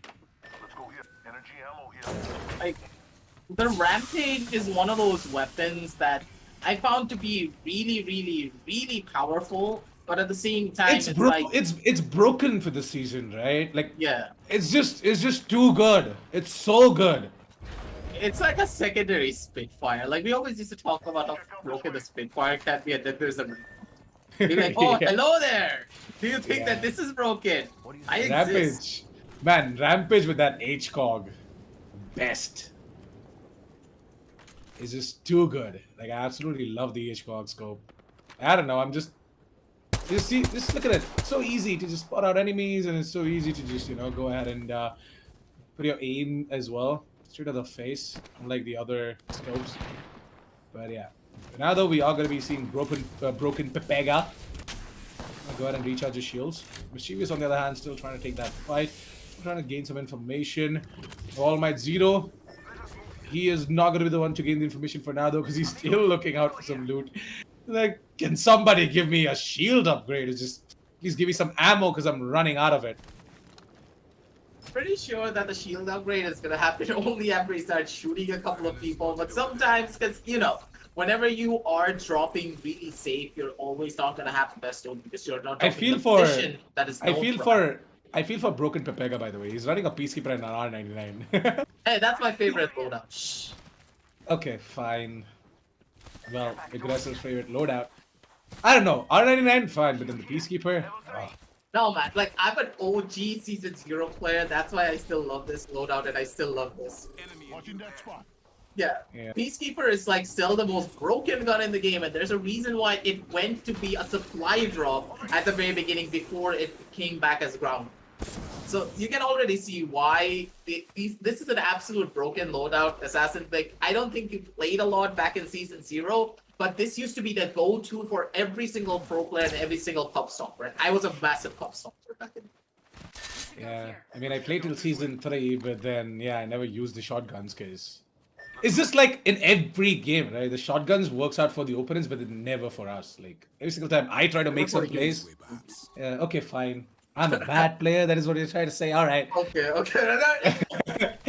But hey, Almighty Zero will be the one to find himself the purple shield. He's got it. Let's go. one is stocked up and ready to go. Broken Pepega is the only one who hasn't found some speed upgrade. As the rest of the squad is logged and loaded up. They've got themselves a Volt and everything else as well, so they are pretty stocked up in terms of the weapons. They can take the fight now. They're absolutely ready.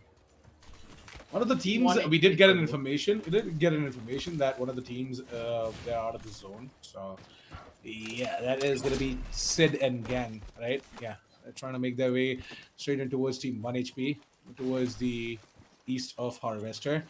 So that they don't get taken down, though. This is the first ring, so shouldn't really do a lot of damage. Let's try and quickly make their way in, try and survive. But if they do get caught by Team 1 HP, I don't think so they have any chance of surviving. The real question here is that how Team 1 HP, they are also... Look at this. They also anticipate this. Yeah, they also anticipate this. Oh, they're moving towards the position where they're gonna go. Oh, yeah, they're guarding the ring, and now we might just see Frenzy go ahead and use up his intel gathering gadgets to just go ahead and give out that intel to the rest of the team that hey, these guys just use that zipline and they're making their way over there. So. Thing is, High Five Esports, they're in a pretty bad position of their own. They need to try and get themselves into a proper position, and they have to be very thankful because it was not for their opposition team. We know for a fact that that the other opposition team holding it down from the circle were just gonna be able to take them down. And 1 HP, they were in the prime spot. They're still gonna be able to hold down strong, but from the other side, it is gonna be the side of 1 HP finally being able to spot out their opposition. And I felt as though I spoke a little bit too soon because Lucas on the other side. This is gonna be the side of. It is 1 HP. Damn, what are these guys doing? They're dishing out so much damage, and that is gonna be Zeox to take down Chieftain Sid. At 1 HP, they're gonna be successful in taking down the side of High Five Esports as they're trying to make their way in towards the ring, and it's gonna be Frenzy to just slide through the mountain. And I feel like the Team 1 HP, they might just go ahead and take on another fight here. They might just potentially grab themselves another squad wipe. This is gonna be Vitality to be going down as well. It's just gonna bleed out. It's gonna be 1 HP to try and get back into the ring. This is ring 2, by the way. So yeah, this is gonna deal a significant amount of damage. Yeah, it's gonna hurt.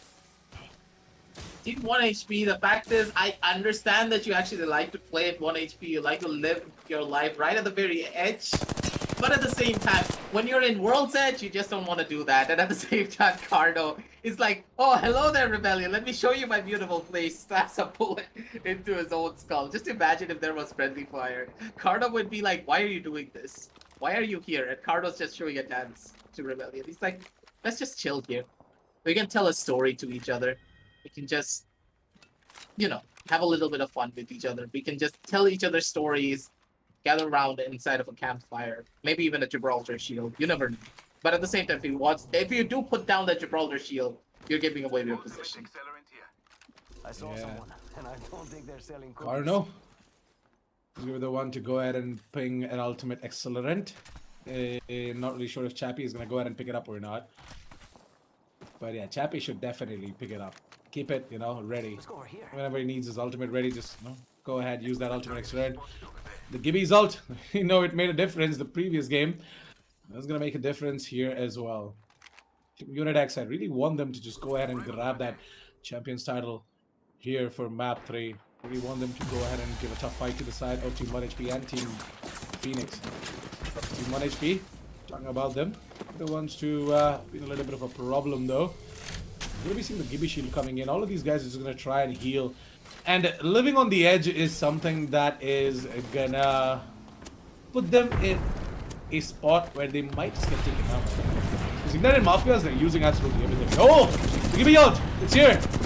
Now we're gonna be seeing Ignited Mafias trying to push on top of that. As well. Flatline comes out inside the EVA 8 and Iceberg Zeph. Just trying to put down another jump pad. He's just gonna yeet his way out of here. And it's better to go in for a different position entirely because they are not in a spot where they can try and survive. Ignited Mafias, they're living right at the edge of defeat, because if they're not careful, there's another squad straight on their left side. They don't know about it, but we do. And if they try to over push this, if they are not able to go in for a proper rotation play, they're just not going to be in a good spot. And in the inside of Ignited Mafia, they played it really smartly. They were like, hey, we don't need to go in for that push. We don't need to take that engagement. They're going to be the ones needing to push into us because we have the zone advantage in our favor. So in a way, every single one of these teams, they're playing it so smartly, but at the same time, Assassin, there are 12 squads still remaining. And the second circle is just, the third circle, sorry, is just about to close. Mischievous.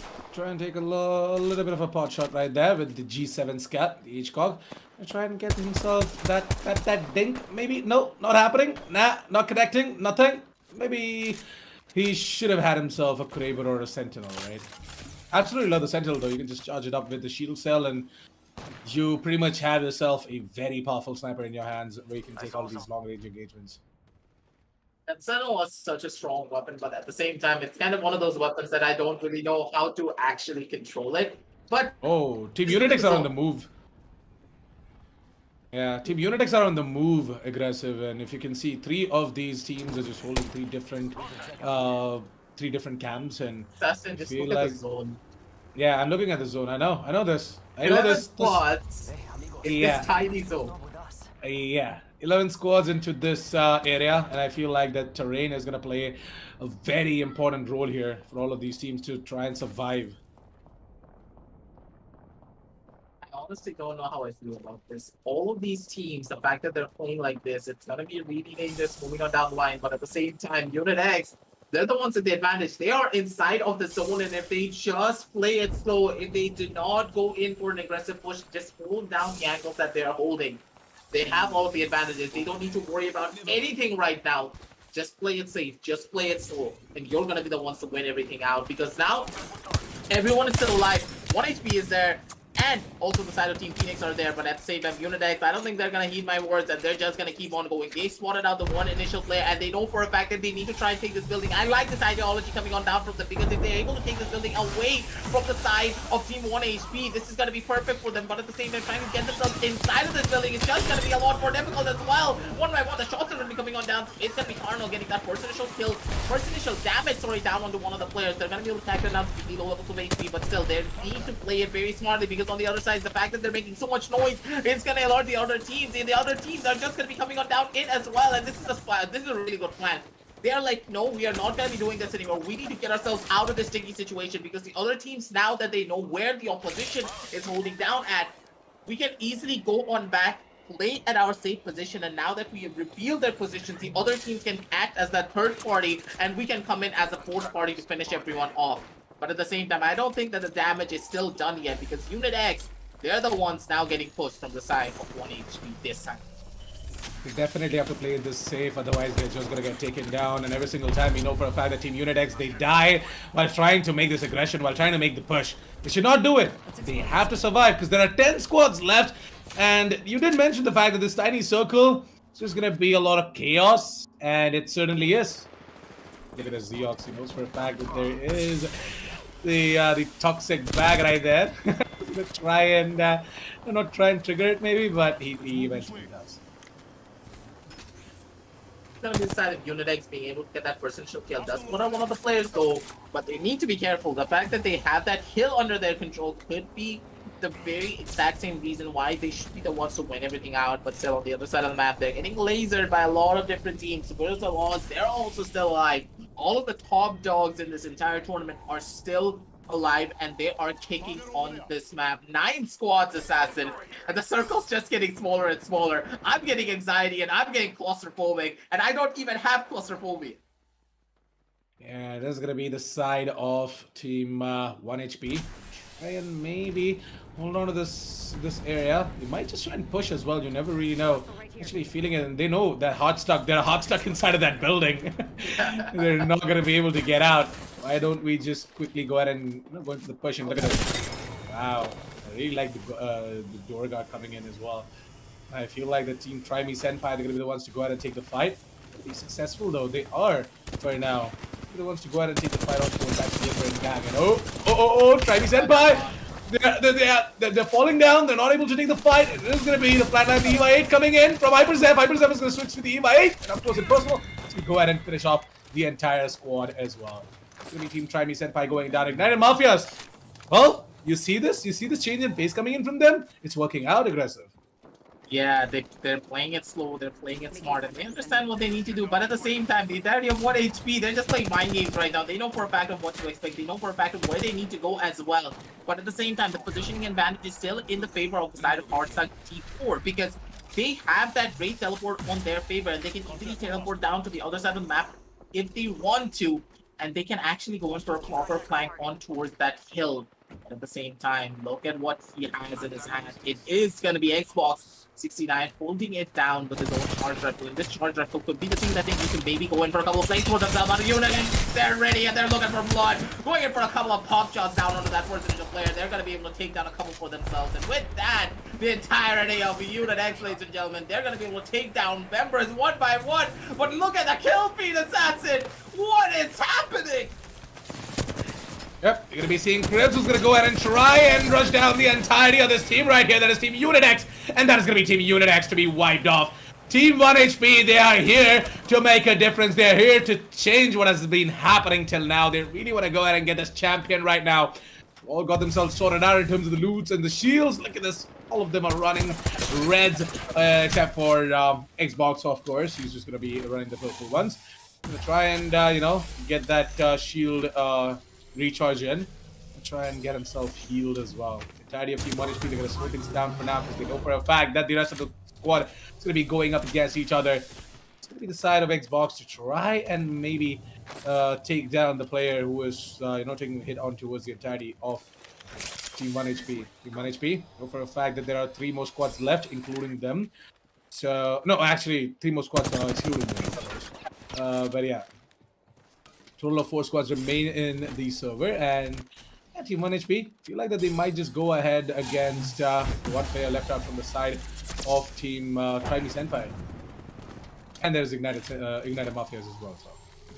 Ignited Mafias, they're the team that was really unexpected here. The fact that they made it this far just there you go. show that the change of pace really goes to help. Frenzy is going to take down Clubs as well, who was the final player from the side of Team Try Me Senpai. So yeah, Team Try Me Senpai, they're officially out of map 3, and yeah, we are ready to see if Team Ignited Mafias will be the ones to challenge on the demons that is 1 HP. Yeah, Team 1 HP though, they're the ones actually winning out on the poke battle. And Assassin, I always talk about this, and you know for a fact that they do it over and over again. It's all about the poke battles. If you're able to win out on the poke battles, and if you're able to stagnate your opponent's resources as much as you possibly can, you're always going to be the ones to go in for a possible win. There's only 1 more member remaining for the opposition team when you consider the 3rd squad. And hey, the 3rd squad's already shown themselves, and they're going to be that 3rd party. It's going to be Krebs coming on down with a beautiful flank. He's going to be able to take down that first initial player. Axford, he has nowhere to run and he has nowhere to hide. Krebs does get his 2nd kill, and 1 by 1, the party just kept on dropping. Ladies and gentlemen, and pretty much Xbox, he dropped everything other than the kitchen sink at that point. They know for a fact where the last player is. He was playing for those standings, and at the very end, he's just not going to be able to survive. And it's going to be the side of Team 1 HP, sending everyone back home with 1 HP. They take away the Apex Champion title for themselves for map number 3 of this entire tour. That's right, it's going to be Team 1 HP to go ahead and take it away for map 3. Team Phoenix are not going to be the ones to be the champion this time around, though. It's not going to be a hat trick, but instead, it's going to be Team 1 HP to go ahead and take it away for themselves. Amazing stuff coming out from the side of Team 1 HP, and this time they made the right decision. They made the right call of falling back at the right time. Otherwise, they wouldn't even have been able to grab that champion title. If they would have actually gone ahead and took that fight inside of that building, maybe they wouldn't have survived.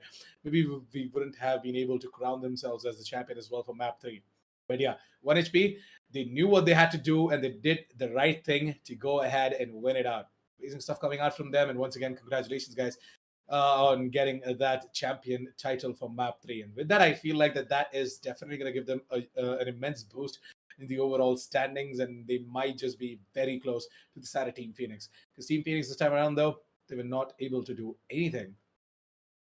Yeah, Team Phoenix, it felt as though like they're a team that actually thrives when there are a lot less squads, I would say, moving across the map, because as soon as there are 11 squads, 9 squads, especially when it's that tiny little circle, it just gets a lot more difficult. And hey, let's head on down over to the match highlights to get a visual representation of what I'm exactly trying to say here.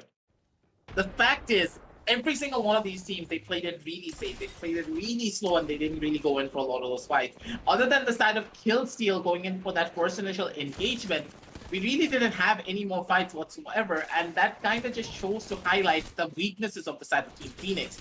They are a team that rely on their opposition to pin out the other teams, and as soon as they're pinned out, they can come on down and finish off those last 5 squads because they have the better positioning in their favor. But the thing is, even if you have the best position in the entire map, when the circle is that small and there are that many squads remaining, you're gonna get third party. There's absolutely nothing that you can do. And if you're not able to win out on your first initial fight very cleanly without wasting a lot of your resources and having proper shields in your favor, there's absolutely nothing that you can do. You cannot win against that third party. And the side of Team Phoenix fell into that trap. They just dropped like flies because of the fights that they were taking. And in a way, I would say that this was just a very hectic engagement. And right at the very end, it was all down to the team that had the better gunplay and the team that were just able to be a lot more patient and take a lot of their engagements a lot more slowly. And it was the side of Team 1HP being able to take it all away in their favor. Yep, that's right. Team 1HP, they definitely made a difference right here. And this particular fight was something that I was so surprised about. Like the sheer dominance coming in from the side of Team 1HP to just rush straight in without any sorts of issues whatsoever. Went in with their shotguns as well, got themselves a frag. Krebs was actually been caught a lot with that G7 squad, G7 scout. I also saw some pretty interesting plays coming out from the side of Team Ignited Mafias. Ignited Mafias, they tried to survive till the very end, but unfortunately they were not able to do so. 1 HP, they brought in the Gibby ultimate, and that entire ultimate just rained terror and hell onto the other opponents as well. So yeah, it looks like that Gibby is something that is actually making quite a lot of difference in all of these maps, and maybe it's time for me to go ahead and get some Gibby action as well. Well, I am gonna play Apex Legends the next time with you, Mr. Aggressive. Yeah, the resemblance is always gonna be there, Assassin, between you and Gibby. Okay. Okay. Right. I'm just gonna put a subtle Alright. right there. Put a subtle Mhm. right there. You can blame me I'm for a later. I'm a Bloodhound main, by the way, if you don't Yeah, know. So yeah. yeah, you like to gather that into, you like to give a lot of information to your teammates. So in a way, I can kind of understand that. For me personally, I'm much more of that Octane raid player. Like my name just says it, aggressive, an aggressive player. So in a way, a lot of these teams, Wow. they kind of embody that fact as well. So when we consider the fact that the Gibraltar is there, he's like that cornerstone. He's like that literal anchor for the entire team, the rock that the teammates can lean upon. And the fact that he was able to do his job so well, using his shields in proper conjunction and using the surrounding to their advantage. The thing is that a lot of other Gibraltars make a mistake about is that they're not really using their environment properly. When you use your shield, you don't use your shield to actually run away from a fight. You use your shield to take forward positioning so that you can take a little bit of a break, wait for your other utility to come into play, and then finally go in for a push away from your Gibraltar shield, maybe behind a wall, so you can get a little bit of better of a position for yourself. It's always important to go in for engagements like this. And the fact that the side of 1 HP did that so beautifully and also farmed up their ultimates properly, because this is very important. If you're playing a Gibraltar, you need to get as many ultimate accelerants as possible. Tell your teammates to stock up on it and just throw everything at you. The more ultimates that you throw out as a Gibraltar, the more value you're gonna get. And that's The exactly same what kind Team of 180 showed us. the same kind of goes for Bangalore as well, right? You try and gather Uh, as many ultimate experience as possible. Her ultimate is also lethal, by the way. Just rains all the missiles in, right? um, So yeah. thing about the Bangalore Ultimate is that, personally, in my opinion, yes, it is very much powerful, but it's not really a kill-based ultimate. It's a very control-based ultimate. Plus, it's very dangerous for your own teammates, because you do need to remember that Bangalore all affects your own teammates. Yes, Gibraltar does the same, but it's much more in a smaller area. So as soon as you throw out the Gibraltar Ultimate, it's going to rain hell on one specific zone. But the thing with the Bangalore Ultimate is that it's going to literally rain hell from where you're standing over towards the enemy, so you cannot really close in the gap that easily. That's why in pro play we don't see a lot of Bangalore, because when it comes down to the team play and synergy, Bangalore is a very, very selfish legend. She normally plays for herself, and she kind of sets up plays for herself in comparison to the teammates. The only way of Legend can actually get a lot of value out of Bangalore's utility is actually the Intel-based agents, maybe a crypto or maybe Yeah. here and a bloodhound. But that's pretty much it. Unless you have a digital threat, Bangalore can do absolutely nothing for your team. In my personal opinion, that is. Yeah, I mean, I really like the way you put it out there. Bangalore's a very selfish legend right there. Yeah, of course. At the same time, we know for a fact that these smoke plays and interesting creative plays can be made with the Bangalore as well, but it's Yep, kind of that's out of the meta now. It's kind of out of the meta with legends like Seer and Bloodhound every single time just popping off and getting all the information for your team. And again, the digital threat as well, which goes ahead and showcases where the enemy is through the smokes and whatnot. Things become very easy with that. But yeah, match three standings are ready. So why don't we quickly head straight in towards the match three standings?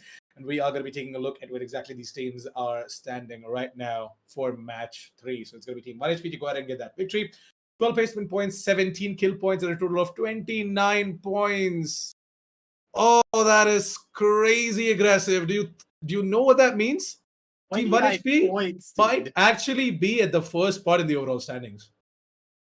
Yeah, considering the Team Phoenix, they only have 4 points, there is no way they're going to be able to catch up to that. And I think this is the first time that we have ever seen a team actually get close to 30. I think the highest we've seen is actually at 27. 29 is probably the highest that I've ever seen here on our region at the bare minimum, that is. But that's absolutely insane. Team 1 HP, 17 and 12. These guys were playing it aggressively right at the very end, and they have the fruits of their labor. But at the same time, I'm a sucker and I have an OCD problem. So I wanted that 30, but at the same time, 29? Yeah, I think 1 HP, they're going to be happy about it. OCD. All right then. Well, the guy wants to even things out. He just wants to get that 30 in as well, but it's okay. 1 HP. There's always map 4 and 5. You guys can, They added that extra 1 point to their HP. So they're yeah, add that one from their name in towards their total points, and there you have it.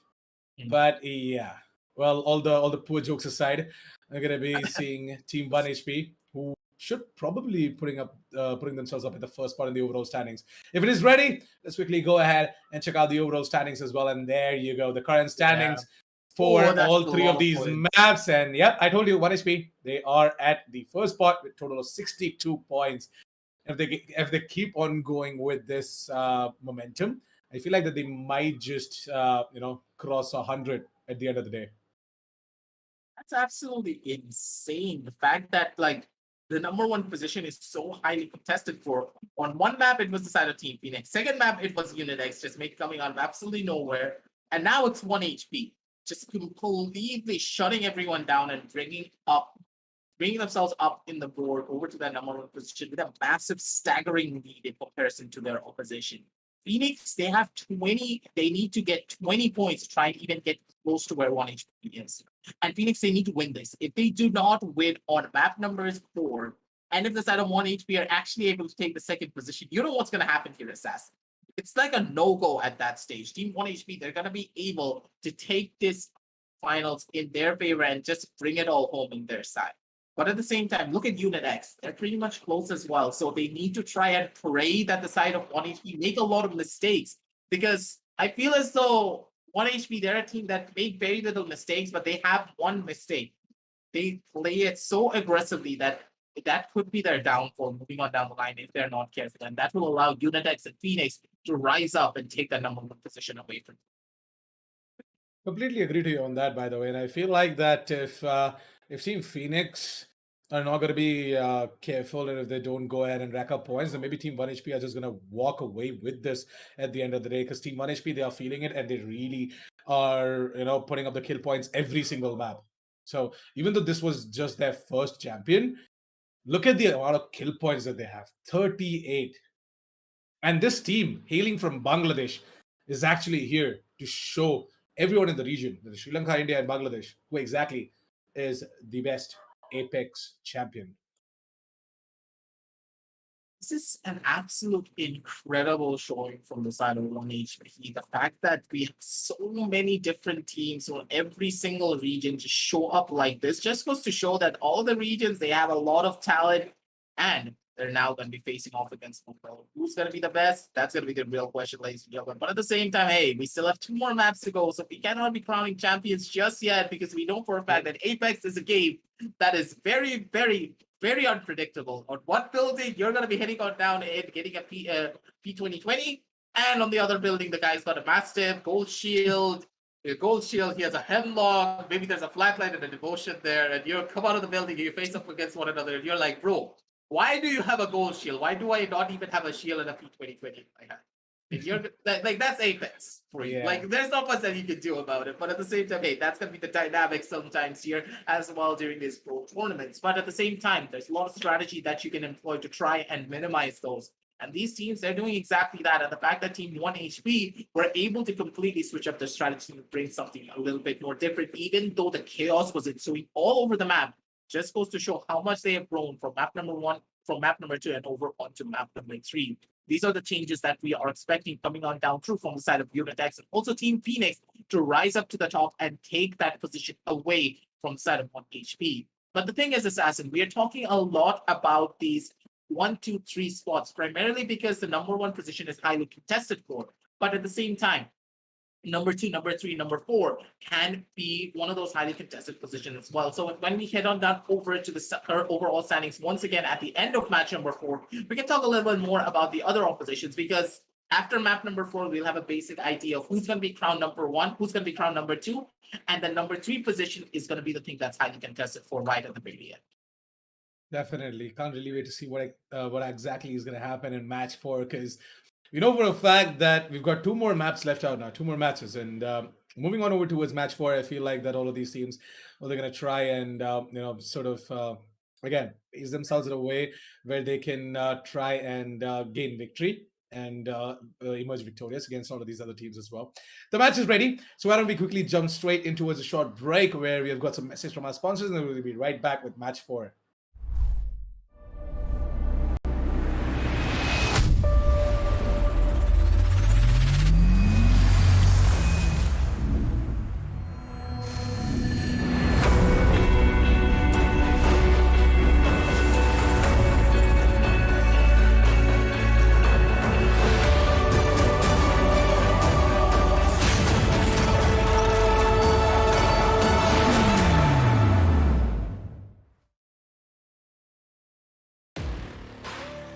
From the outside,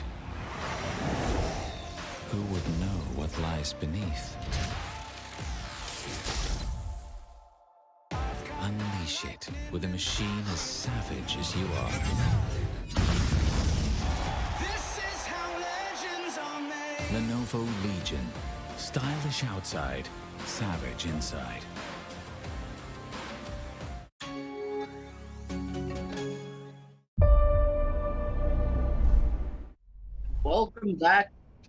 Welcome back, ladies and gentlemen, to the Rise of Legion Lenovo, powered by Intel as well. So here we're coming on down over onto map number 4. Things are just gonna get a lot more interesting here as well, Assassin, because we saw that map number 3 was an absolute snail's pace of a match. In a way, a lot of people can say that match was very boring, but in my eyes, that match was very tactical. And we don't see a lot of tactical plays being made when it comes down to VR games, and that's primarily because VR is something that you would expect to be a lot more fast-paced. You want teams to just constantly keep on rushing, constantly keep on going for fights, but that's not what Apex is about. It's also about strategy and using your abilities in proper conjunction with your teammates. That's exactly what we saw there. But now in map number 4, what can we expect? Because it feels as though it's going to be your favorite place. Fragment here, Assassin. And 2 teams, they're right next to each other. Who's going to be winning things out? Will it be the West or will it be the East?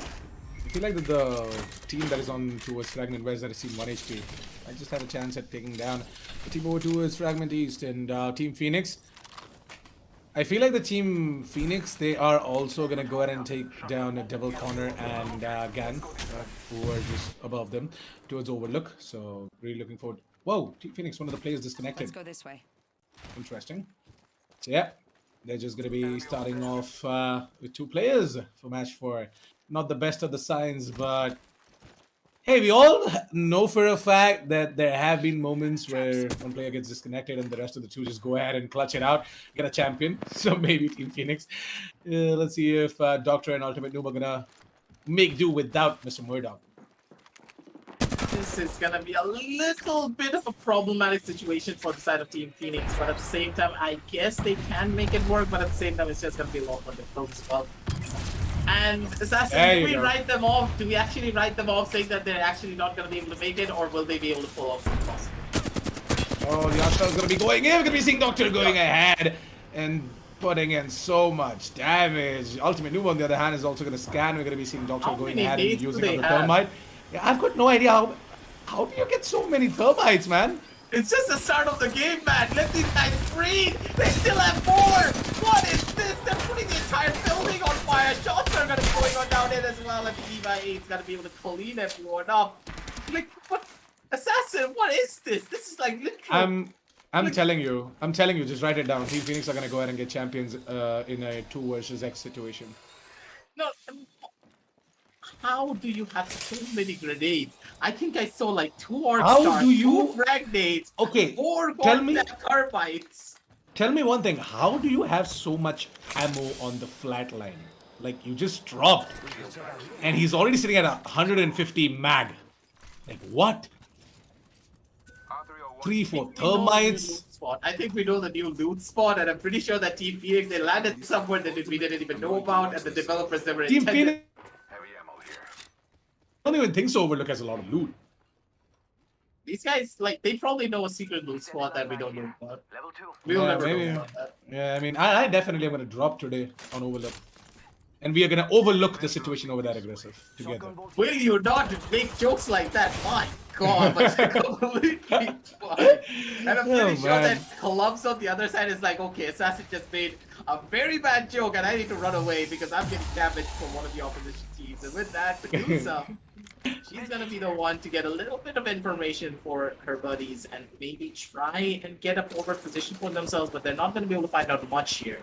They're gonna be playing it slow, they're gonna be playing it smart. So let's see how they're gonna be going into this engagement because 1 HP, they're right on the other side and they're trying to go up against the Titans here. There's a Right, sentinel Senpai? right there. There's a sentinel right there. Just pick up the sentinel clubs. Just go ahead. Show us what you can do with that sentinel. Sniper ammo as well, right? Right beside it. So just go ahead and use that in order to just snipe some of the players down. Might just be considering this, by the way. Yeah, he's looking at it. He's looking at it. He's Just take it. tempting. It's tempting. Pick it up. Get some frags. But yeah, Team 1 HP on their hand is just gonna make their way out of this. Got themselves the EVA 8s and the R301s, R99 and the longbow on Xbox. Calypso's got himself a longbow and a flat line. So yeah, overall, Team 1 HP. They're also pretty stacked, but at the same time, they have to be careful. They've got a couple of squads in and around them in the fragments. So, yeah, not really sure how exactly things are gonna work out here. Try me Senpai, by the way. They still are kind of struggling with the loot here. But yeah, trying to find themselves a couple of shields here and there.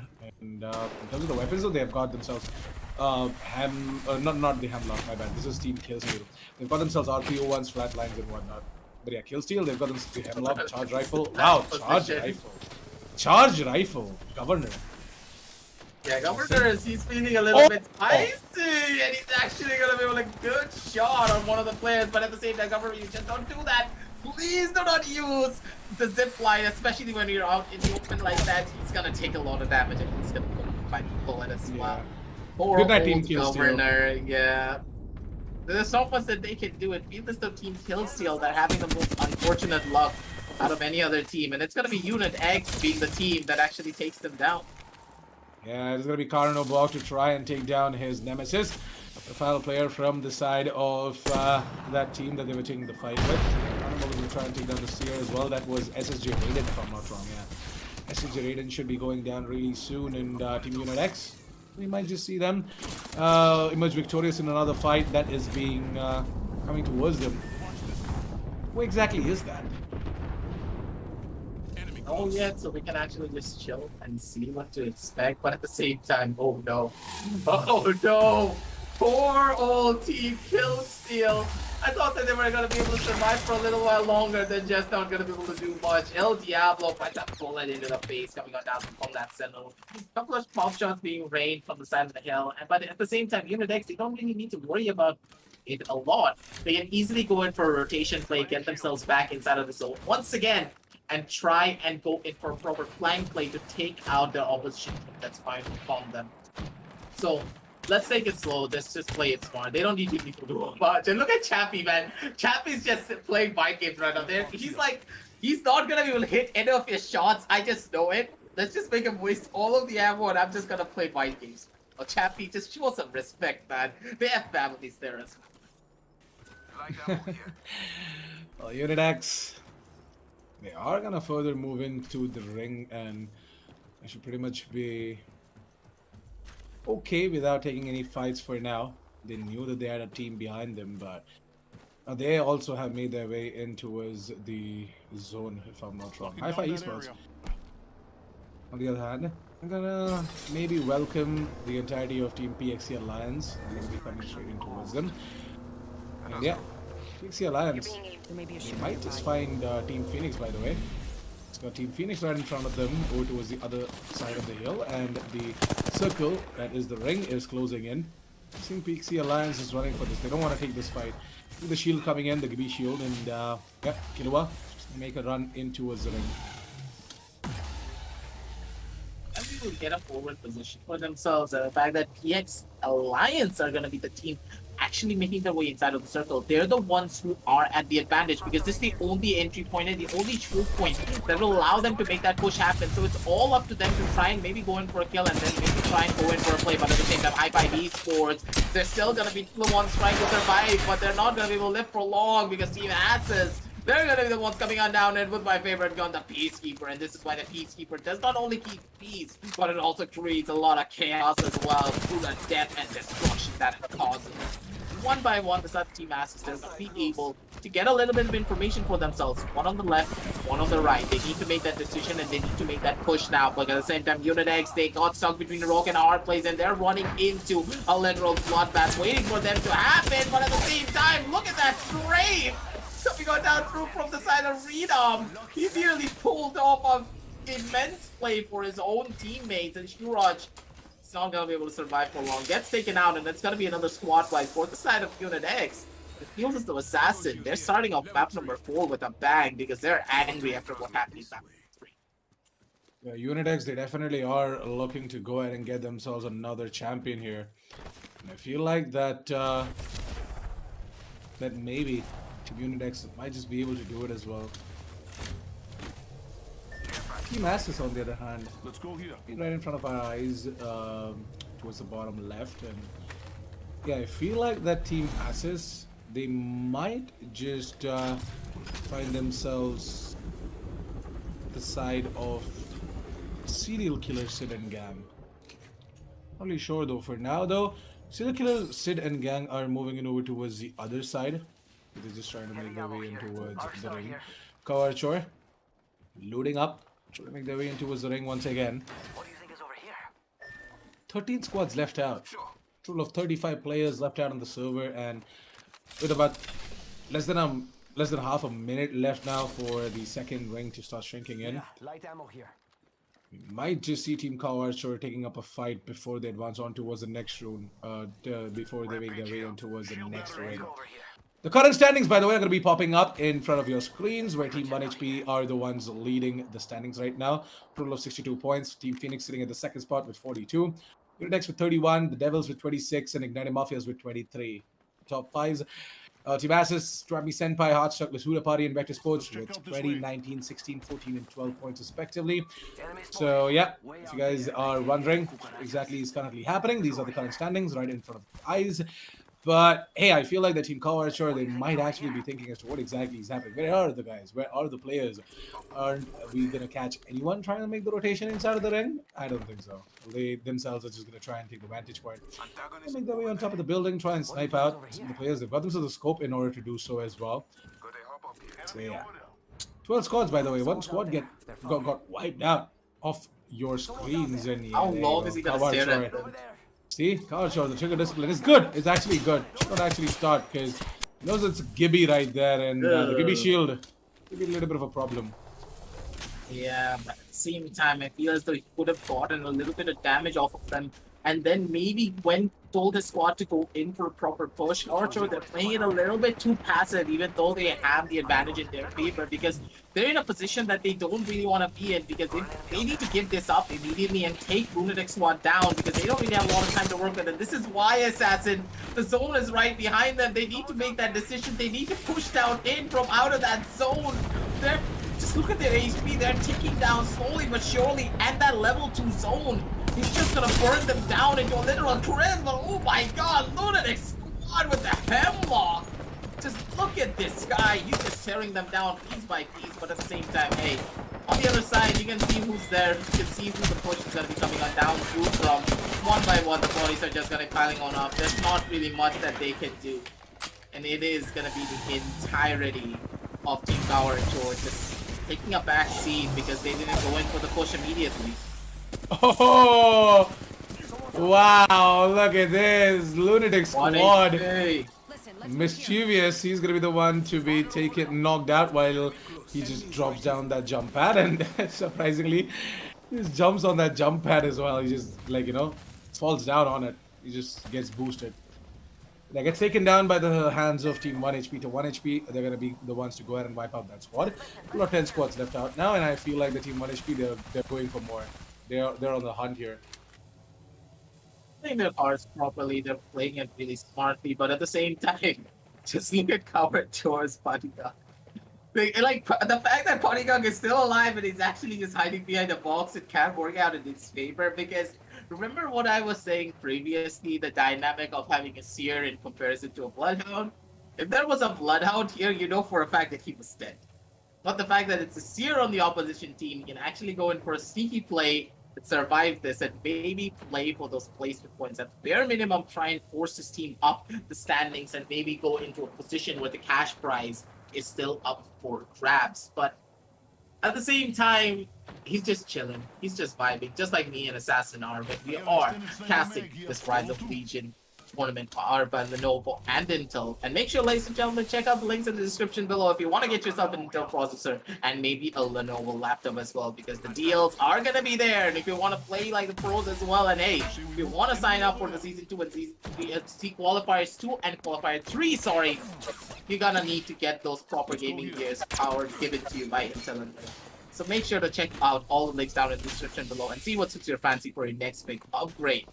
But Assassin, I want your thoughts. Not on the Intel-based processors, but on the I mean, the Intel-based processors, I would have definitely loved to give my opinions on them. But for now, I am here to give my opinions on this particular match. So why don't we quickly go ahead and talk about how exactly Team Unitex is just getting information right here in towards Fragment. And you know what? Actually, a producer kind of called it at the start. It's like, Fragment is going to be the place where we're going to be seeing the final zone shrinking down to. And it's actually happening. So, yeah.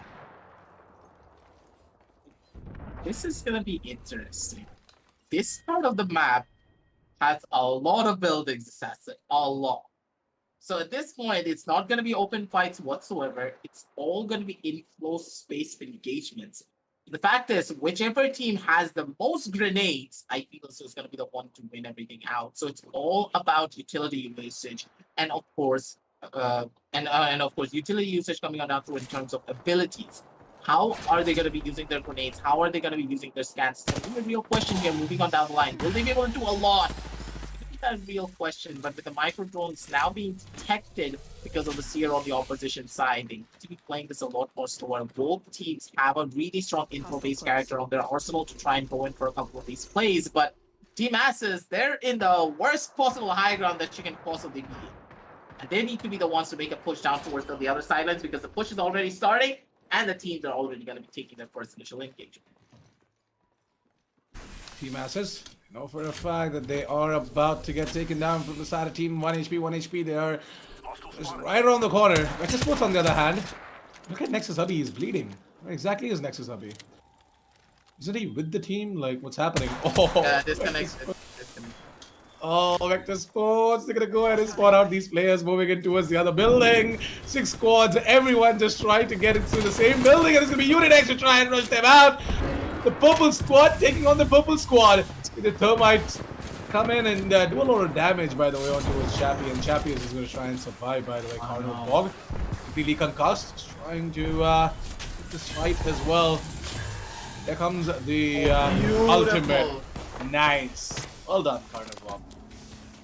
Yeah, the Cardinal just got a beautiful ult down, and this is going to be forcing all of the opposition teammates to just back things off. And now at the same time, hey, one more player is still going to be sitting here down in this corner, and he has nowhere to run and he has nowhere to hide. Just make that push happen, just slide out and play dead here! Because you're not going to be surviving Unit X for even a bare millisecond. It is going to be the new kill leader being crowned, and it's going to be none other than Rebellion himself, holding it down strong with that Octane in his favor. But at the same time, Team 1 HP, they're right on the other side. They knew the fight that was going on here. They have their own Seer, they have their own ultimates. Seer ultimates are getting popped left, Seer ultimates are getting popped right. And with that, ladies and gentlemen, the entirety of the side of Unit X, they're stuck between a rock and a hard place in 1 HP. They know for a fact they need to push their issue, and they need to go in for this push almost immediately. But I like this. They're playing it slow, they're playing it passively, understanding that they need to be careful, because right on the other side, it's going to be another team. And with the side of Team Unit X, they're using it to their advantage, knowing for a fact that with only 5 squads left, the lines of sight are very narrow, and if they want to go in for an aggressive rush, they're still going to die out to another team. And the fact that all these high caliber teams know how to play against one another just goes to show that they're playing based upon dynamics. I love this. But at the same time, Trinity Senpai, they're in a beautiful position if they're able to get a couple of kills for themselves, but they need to get these kills immediately. And with a beautiful headshot coming on down through from the side of Nab, things are looking up for the side of Trinity Senpai. Trinity Senpai, how did they manage to go ahead and get themselves such a good loot? With a triple take as well, they've got a really good loot going on, by the way. And we know for a fact that since the start, they have been in fragment. And they're chilling here. Yeah. And they knew, right? They kind of called it as well that, hey, if possible, the zone is just shrink down. Yeah, the Kraber as well, by the way. God damn it. Nav is running a triple take and Clubs is running a Kraber. I don't really like this at the same time, Assassin. You know why? Because as soon as those close range engagements come, how much are you actually gonna get out of that Kraber and out of that triple take? The problem is that, you know, it kind of takes a lot of precision as well, right? Unless and until you have like a still holding legend in front of you, it becomes really difficult to go ahead and connect that Kraber or even that triple take shot. Any sniper rifle in that case. See, he has the Gibby right in front of his eyes right there, so he can try and manage to connect that shot. But when these guys are just having these high swift movements, faster than lightning, it becomes really hard. One to the bottom, one to the top. Yeah, Unit X and Team 1 HP. Team 1 HP, they are trying to push the issue, whereas at the same time, Team Unit X, yep, there is Team PXC's player as well right below them. Oh, no. There's going to be 3 squads right here in this particular building, by the way. It's going to be the entirety of Team 1 HP. Just try and take down Unit X. But Unit X, on the other hand, they're also preparing. They know for a fact that Team PXC are just below them. And what is happening? Definitely a noob and gang. They're coming in from the other side. All 5 of these squads are taking on against each other, and from a distance, how many Seer ultimates are these?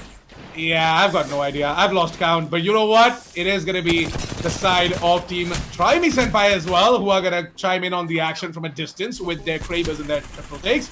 Yep, Try Me Senpai, go ahead and dish on some damage. They're gonna make things easier for the other teams to go ahead and wipe each other out. Maybe Team Try Me Senpai, their entire idea of keeping a distance is a really good one. Like later down the line, when they want to make a quick rotation, they can do so without any issues whatsoever. Another Seer ultimate. Like how many of these do they have? The Seer is getting a lot of information, using his abilities, yes, but the fact that his ultimate is charging up as well over these long periods, and the fact that the entirety of Try Me Senpai, they're in the perfect spot to survive all these different engagements, and finally, yeah, that's another Seer ultimate. It just keeps on coming, and now there's a Gibraltar ultimate. Oh no, the side of Try Me Senpai, they have nowhere to run! The Gibraltar ult just absolutely destroys destroys their entire team dynamic and a frag grenade in the face as well. One by one, they're going to be making that push happen. It's going to be the side of Team 1HP, bringing in the hurt, taking down PXP. And now, last squads remaining, ladies and gentlemen. Vector Esports, and it is going to be the side of Tribe Senpai. Who's going to be winning everything out? It's going to be Tribe Senpai losing out on 2 players to the side of Vector Esports. They need to back themselves back off almost immediately. There is going to be a Valkyrie here to maybe make a play happen, maybe go in for a couple of shots for themselves. He doesn't really have anything to work with. And at the same time, Vector Esports, they're going to get taken down. One from the left, one from the right. 1 HP. They're looking to get that final kill down onto the Gibraltar as well. They coming in strong. They're going to be coming in hard. And even through the thickest of thins, even versus 3 squads in one building, where the clusterphobia was a little bit too much. They're going to be rated supreme. They're going to be the champions for the Rise of Legion, map 4 of this Apex Legends tournament. Team 1HP, they go ahead and win it out. Scanix, Box, Frenzy, and Cribs, they're going to be the ones to go ahead and quickly grab that champion as well. It was a very well orchestrated play coming out from the side of Team 1HP, and the way they played it out, so many Seer abilities being used left, right, and center, such a lot of chaos, and I absolutely lost count of the amount of abilities that were being used as well. I was like, you know what? Forget about the abilities. Let's just concentrate on what exactly is happening as well in terms of the frag department, because that is where the action was happening. But yeah, at this stage of the match where you've got tons and tons of abilities and utilities just raining down on you, what can you possibly do? If you get zoned out for like even a second, you're dead. Like, that's exactly what we saw here, Assassin. The fact that the entirety of Tribe Senpai, they just zoned out. They were like, hey, we're in the best possible position. What's going to happen to us? Then suddenly a grenade came in their face. They were like, oh no, we just lost all our shields. So now we're going to be fine. They're still not going to be able to push us. 5 seconds later, Gibby's like, get ready, the fire's coming down there. Throws a goddamn missile launcher straight in their faces. And now, yeah, the entirety of Tribe Senpai like, all right, time to call the funeral parlor. I think that it's time for us to go. We just got to roll over and play dead.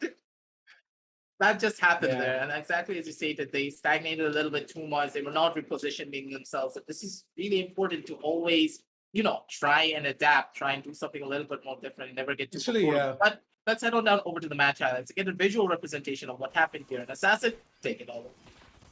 Actually, Aggressive, I wanted your opinions on what exactly did you think about match 4. Like, we know for a fact that teams kind of took things a little bit differently here. I wanted to know what exactly do you think about this this sort of a strategic play coming out from all of these teams, that they kind of, again, took things slow. We saw a couple of teams taking things pretty fast. Like, you know for a fact the team Killseal, they just kind of got taken down by the side of Team 1HP. And Team 1HP, they were high on their peaks right at the back. Yeah, I feel as though Team 1HP, the main reason why they were able to pull off a lot of these aggressive plays so beautifully in comparison to their opposition team is because they were playing based upon intel.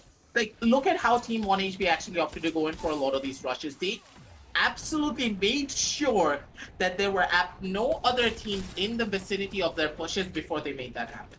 And even if there is another team, they always try to break line of sight with the opposition team and force the team that they're pushing into a position where they're not going to have a favorable engagement. And this is so crucial, especially in a battle royale. A lot of the other teams were not really doing that. They were not thinking about what's going to happen when they get third party, but the side of 1HP, they were thinking about it constantly, and that's why they were able to come out on top. And that is one of the biggest flaws, I would say, for the side of Unit X.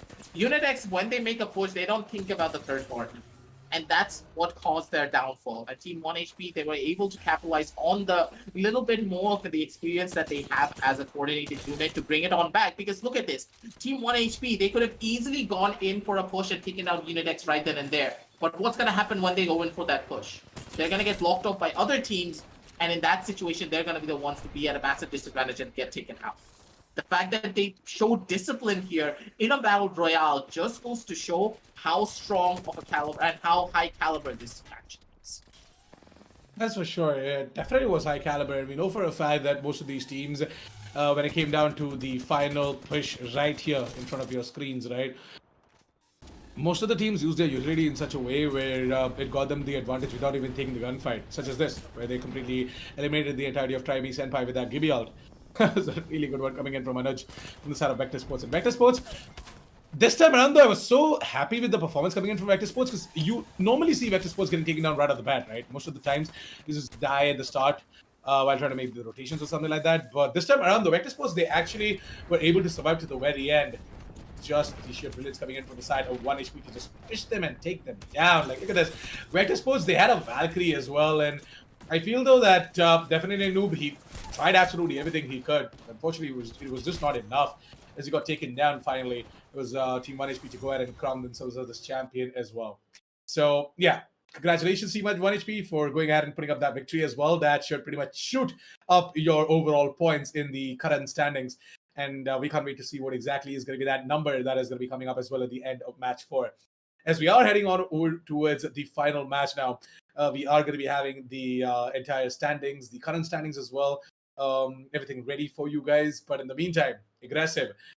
I know for a fact that teams did bring in a little bit of a legend composition change in match 4. If you do remember, Vector Sports, they were not running the OG default composition they were running at the start of the day. They're now moving on, definitely Noob in towards a Valkyrie, and we are also seeing a little bit of a change coming in from the other teams as well, because things were not working out for them. But from the side of teams like Phoenix, 1 HP and all, they're all just sticking to their mains and whatever they are comfortable with. Thing is that I believe that Vector Esports, they had a very strong composition in their favor, but the main reason is that they were not really using it to the best of their advantage. Like, the only time I would say a team should go in for aggressive plays is if they have a Valkyrie on their side. Because with the Valkyrie, you can instantly go in for a reposition play, and you can get yourselves out of a lot of those sticky situations after you have that aftermath of a fight. But with other legends, you don't really have that level of utility on your side and that level of ability to go in, get an engagement, just dip back out almost. The fact that we didn't really see this coming on down from the side of Vector Esports just gave a little bit of a question mark in my eyes. But at the same time, hey, it does happen. You sometimes will be scared of your opposition, especially when it's the side of 1 HP, just killing people constantly, and you see the top right of your scoreboard being like, oh no, it's going to be the side of 1 HP. What do we exactly do? But at the same time, if it was a Vector Esports, they can pat themselves on the back, being like, hey, we got that second position. I honestly thought that Trimey Senpai were going to literally get that second position no matter what happened. They had the best position, but in the long run, they were just not able to come down strong onto it. And at this stage, I feel as though that Gibraltar could be the deciding factor for everything that is happening for all of these teams. The fact that 1 HP were able to win everything out was purely based upon that Gibraltar ultimate every single time.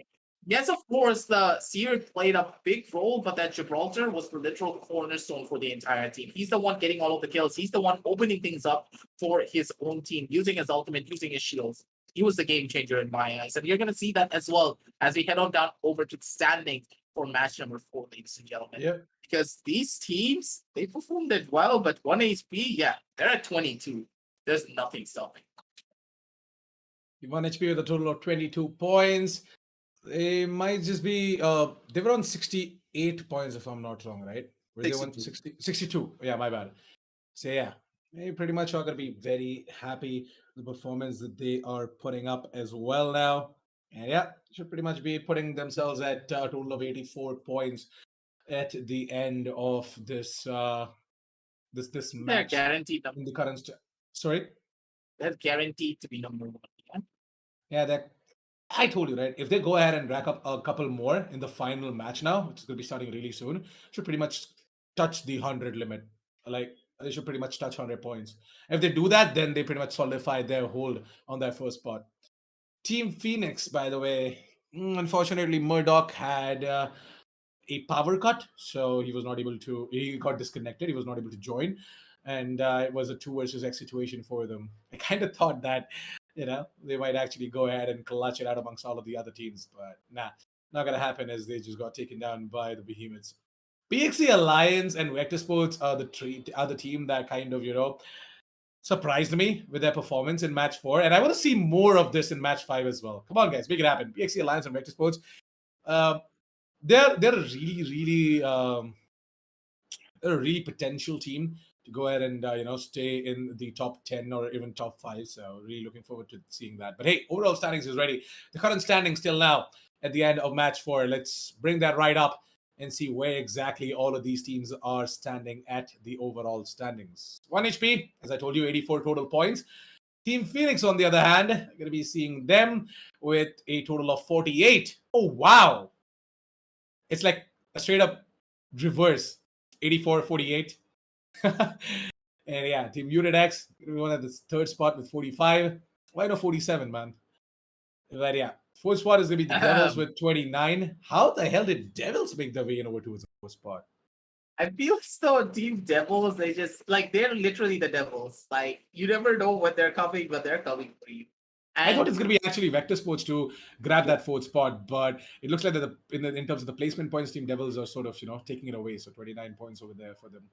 Yeah, the Devils, they're just making their way up the charts slowly but surely. And I feel so they're going to stick to that number 4 position. But at the same time, Assassin, we know for a fact that the number 1 cannot be default at all. No matter what happens, even if 1 HP die at the very beginning, there's no way they can lose that. It just won't happen unless the side of Team Phoenix get like 34 points, I believe. Yeah, 34 plus points. No, even if they get 34, that's not going to be enough. They need 36. 38 points at the bare minimum to try and make a difference. And you know for a fact that is nearly impossible. Like, that is nearly impossible to get on one singular match. So I would say the number 1 position is going to be the side of 1 HP no matter what happens. And now, Team Phoenix, they're in a predicament. They need to make a play happen right here and right now because Unit X, they're right on their tails. 48 and 45, that's not a big difference. If Team Phoenix have another small technical difficulty or if they're not able to perform to the best of their abilities, it's already over. It's going to be Unit X taking that number 2 position and just showcasing what exactly they can do and how much hard work they've actually put into it. But for the other teams as well, the number 3, number 4, and number 5 positions are up for grabs. So hey, ladies and gentlemen, don't be going anywhere because the match number 5 is going to be starting off down real soon. But at the same time, Assassin, I want your thoughts here. What do you think exactly went wrong for the side of Team Unit X? Just as I stated, I talked about them being a little bit too aggressive and not really considering about the third party, but what are your thoughts on their team play and So Team Unit X, right? We know for a fact that this team is quite a lot aggressive, and you did talk about the fact that Team Unit X, they kind of have this tendency of taking things a little bit too aggressive, like when not needed. And I told them before as well at the end of first map, at the end of the second map as well, you got to know when to go ahead and hit the brakes. If not, then things are going to get sort of messy for you. And it did when they went ahead and took that fight against the team holding on to the building right there. And we had team Try Me Senpai as well, putting in the shots with their Kravers and their entire snipers. So Team Unit X, if they could have just played it out a little bit more passive, things might have helped out. And I really want them to take things a little bit more slow and just strategize their moves as to what exactly they did. But hey, the match is ready. Let's just quickly jump straight into the match after the message from our sponsors.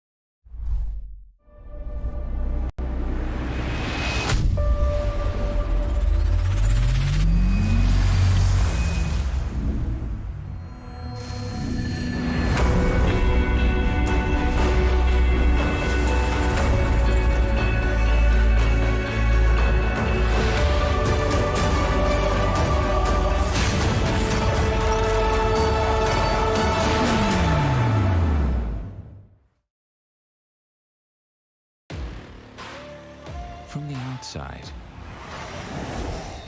who would know what lies beneath? Unleash it with a machine as savage as you are. This is how legends are made. Lenovo Legion. Stylish outside, savage inside.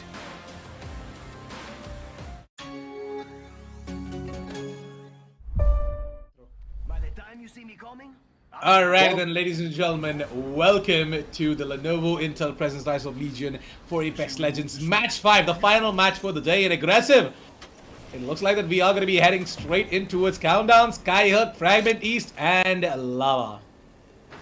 I don't know how I feel about this. Once again, we're seeing the exact same circle distribution And a lot of the teams, they're actually spread out just a tiny little bit, but not too much. But at the same time, do you know what I'm really excited about? One team is actually going into trials. Come on, do the trials, man. The trials gives you a lot of loot to work with and also warms you up properly for a lot of these different engagements. But I don't think it's going to happen just yet. But at the same time, we may just see an immediate engagement come on down through from the side of Tribe Senpai and another team on towards the side of Fragment East. Isn't it like a little bit of a risk right there? Like it's like a high risk, high reward kind of situation, right? When you move into its trials.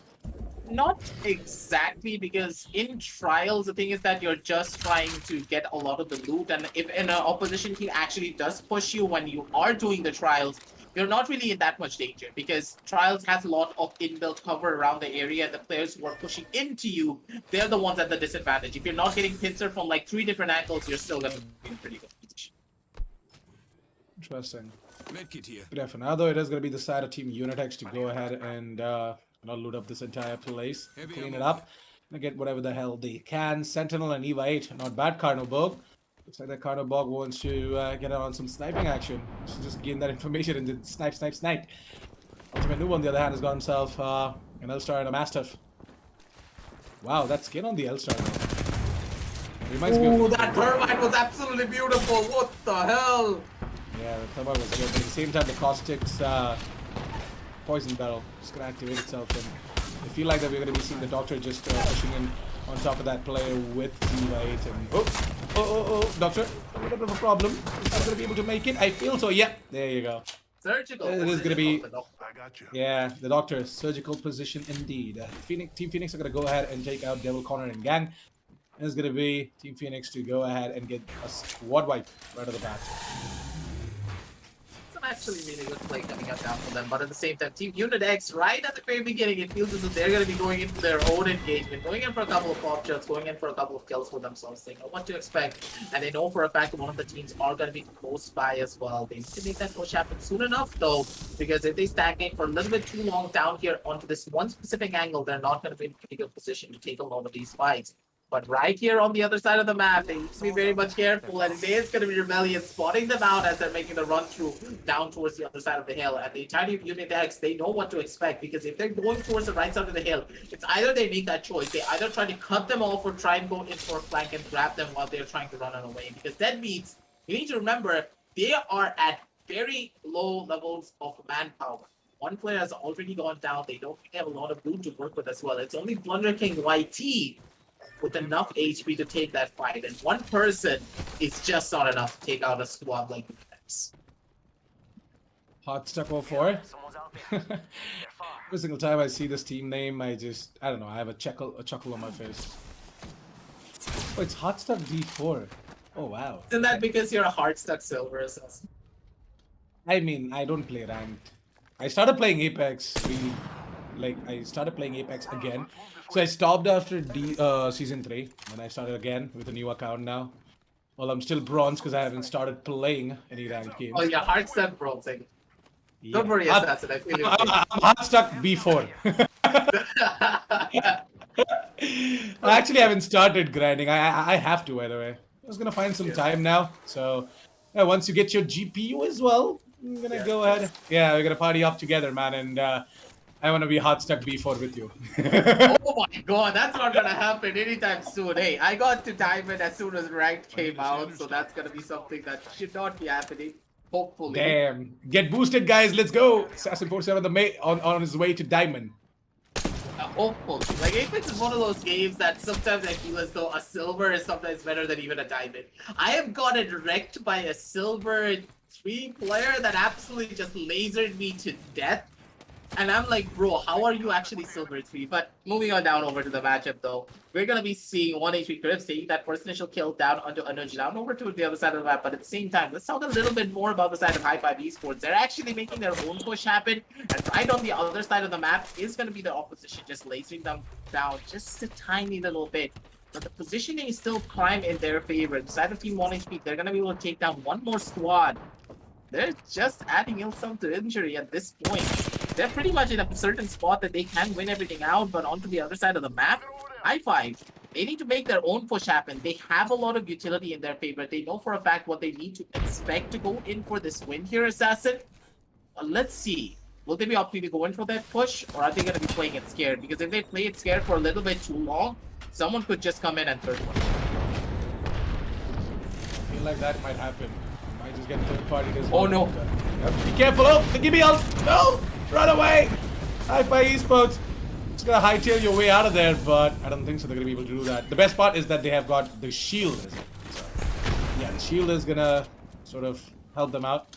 Try and, you know, dodge all of those ult missiles coming in.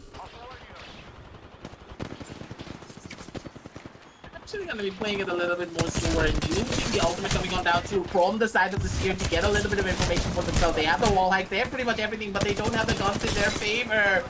And here, it's just gonna be kills coming on down trio, one by one. They make those plays happen. They're gonna be the ones to try and survive, maybe to live the day, maybe to tell the tale on another day, but they're just not gonna be find as much. So, one by one, the bodies are just gonna be dropping, and it is gonna be the last kill getting taken by the side of Suraj to take out the entirety of Hi-Fi Esports. And it's gonna be the hearts of D4s being able to get a couple of kills for themselves and maybe they be that difference maker for their side.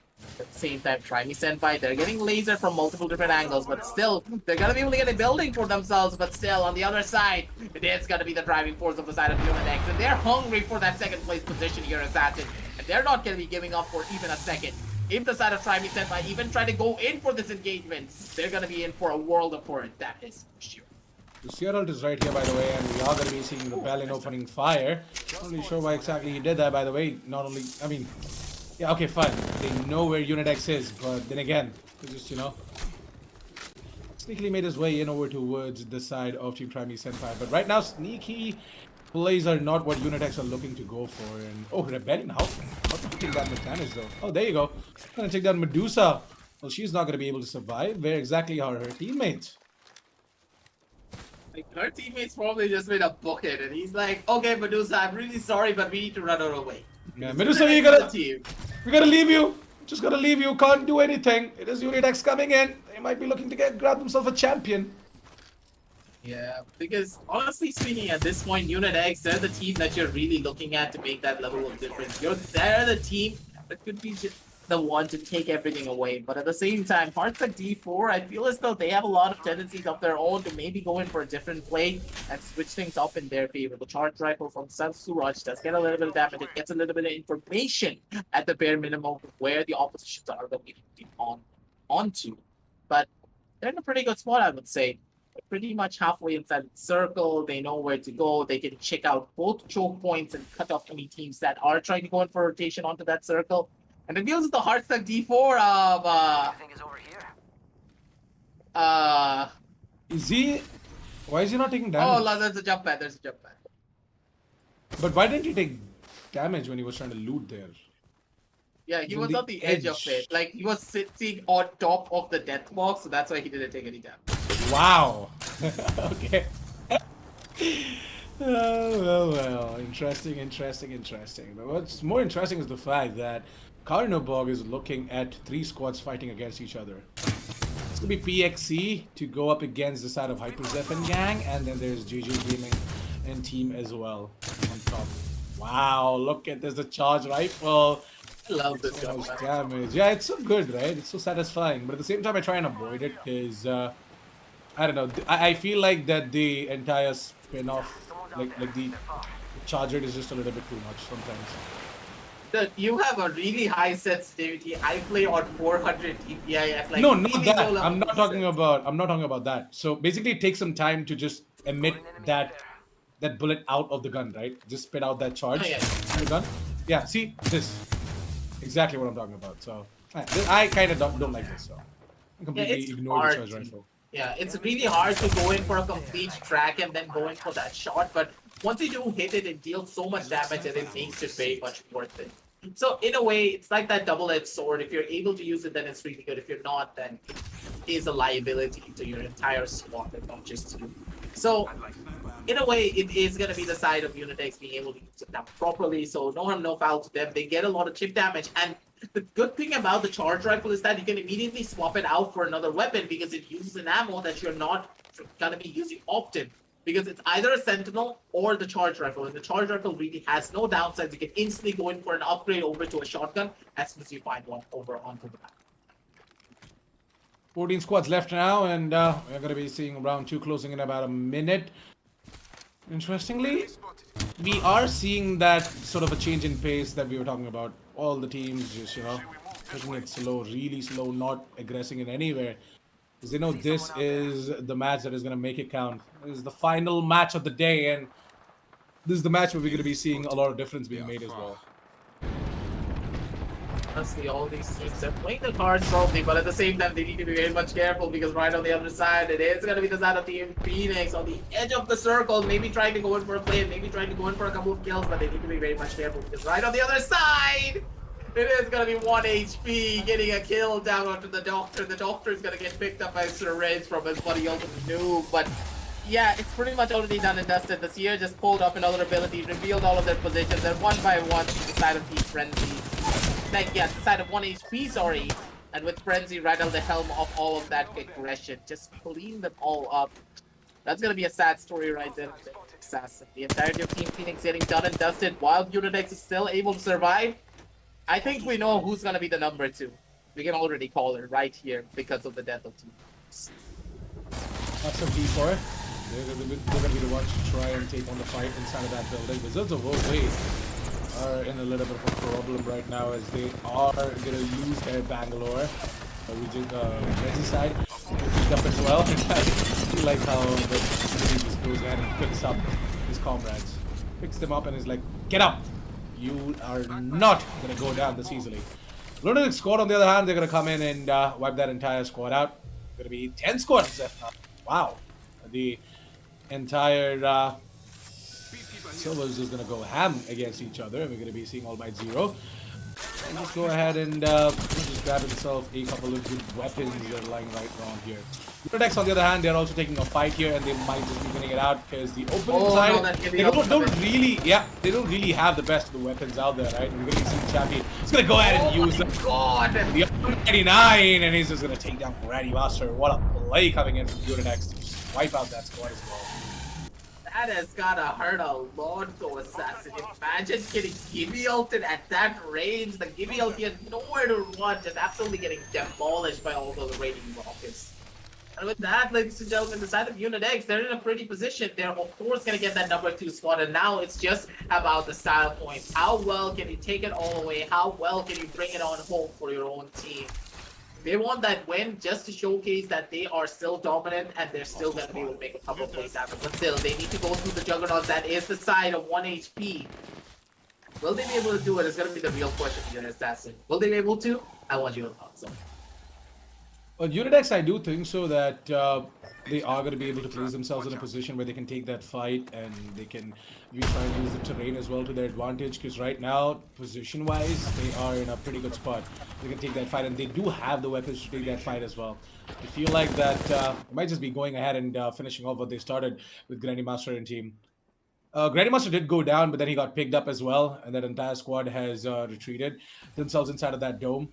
Let's see if Team Unidex are going to be able to make that push happen and maybe try and take down Grandmaster and gang on inside of that dome as well. Grandmaster, they themselves have got them.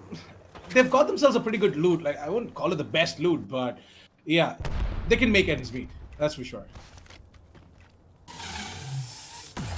I like the name of Grandmaster. Imagine that is that's a very creative name. Charge rifle. Master saying that.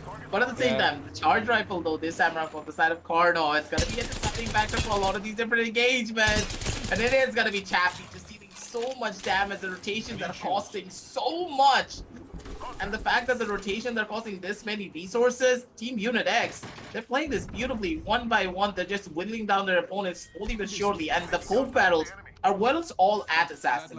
Whenever the circle is closing in from the second over to the third and the third over to the fourth, is the main point here. Because if you're able to win out on those poke battles, you're of course going to be able to win out in the long run. Because when the circle is this small, there's not really a lot of loot to go around. And when there's not enough loot, you know for a fact that those small changes when it comes down to the ultimate points and the batteries are going to be the thing that changes pretty much everything. Pickle is going to spot out a player. We're going to be switching to the Mastiff, and we might just see some Mastiff action coming in from the side of iPickle. The shields are going to be gone, but he still is going to live. It's going to be iPickle to go ahead and finish off what he started. There you go.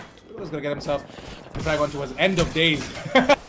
It's definitely going to be an end of day for that guy. This is the final match. It's end of his days. And yeah, end of his days. The Team Asses try and go ahead and win out that fight against the squad. You see the Gibby ult coming in, by the way, and iPickle. Oh my god, what is happening? It's like the earth is shaken down to the core because of that Gibby ult. Team Asses, all of them are going to go ahead and live. You might just see them healing themselves up and recharging their shields and whatnot. Try and go ahead and wipe out that squad that put on that Gibby ult.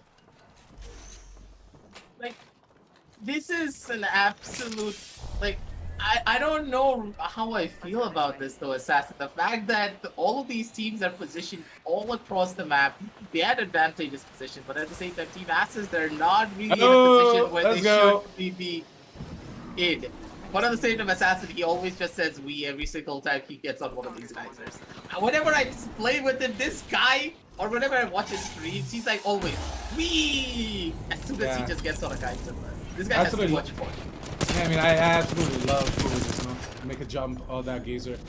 But yeah, Team Asses right now, well, they're not gonna have a lot of fun because they have finally figured out who exactly was the one to go ahead and put out that Gibby ult. And whoa, JJ Gaming, I've got no idea why he would be a lone wolf right here. At the same time, his team is coming in to assist him as well, and iPickle is going to be the one to go ahead and take down Splurge Paradise. Pick up the rate. There's going to be Ben frames per second, and Team Asses are going to survive this. But no! No, the zone! And this is round 4 ring, guys, and it's going to do a lot of damage, but finally, you're going to be seeing iPickle is going to go ahead and pick up JJ Gaming. No, they don't. I don't think so. I don't think so. They have a mobile respawn beacon, so yeah.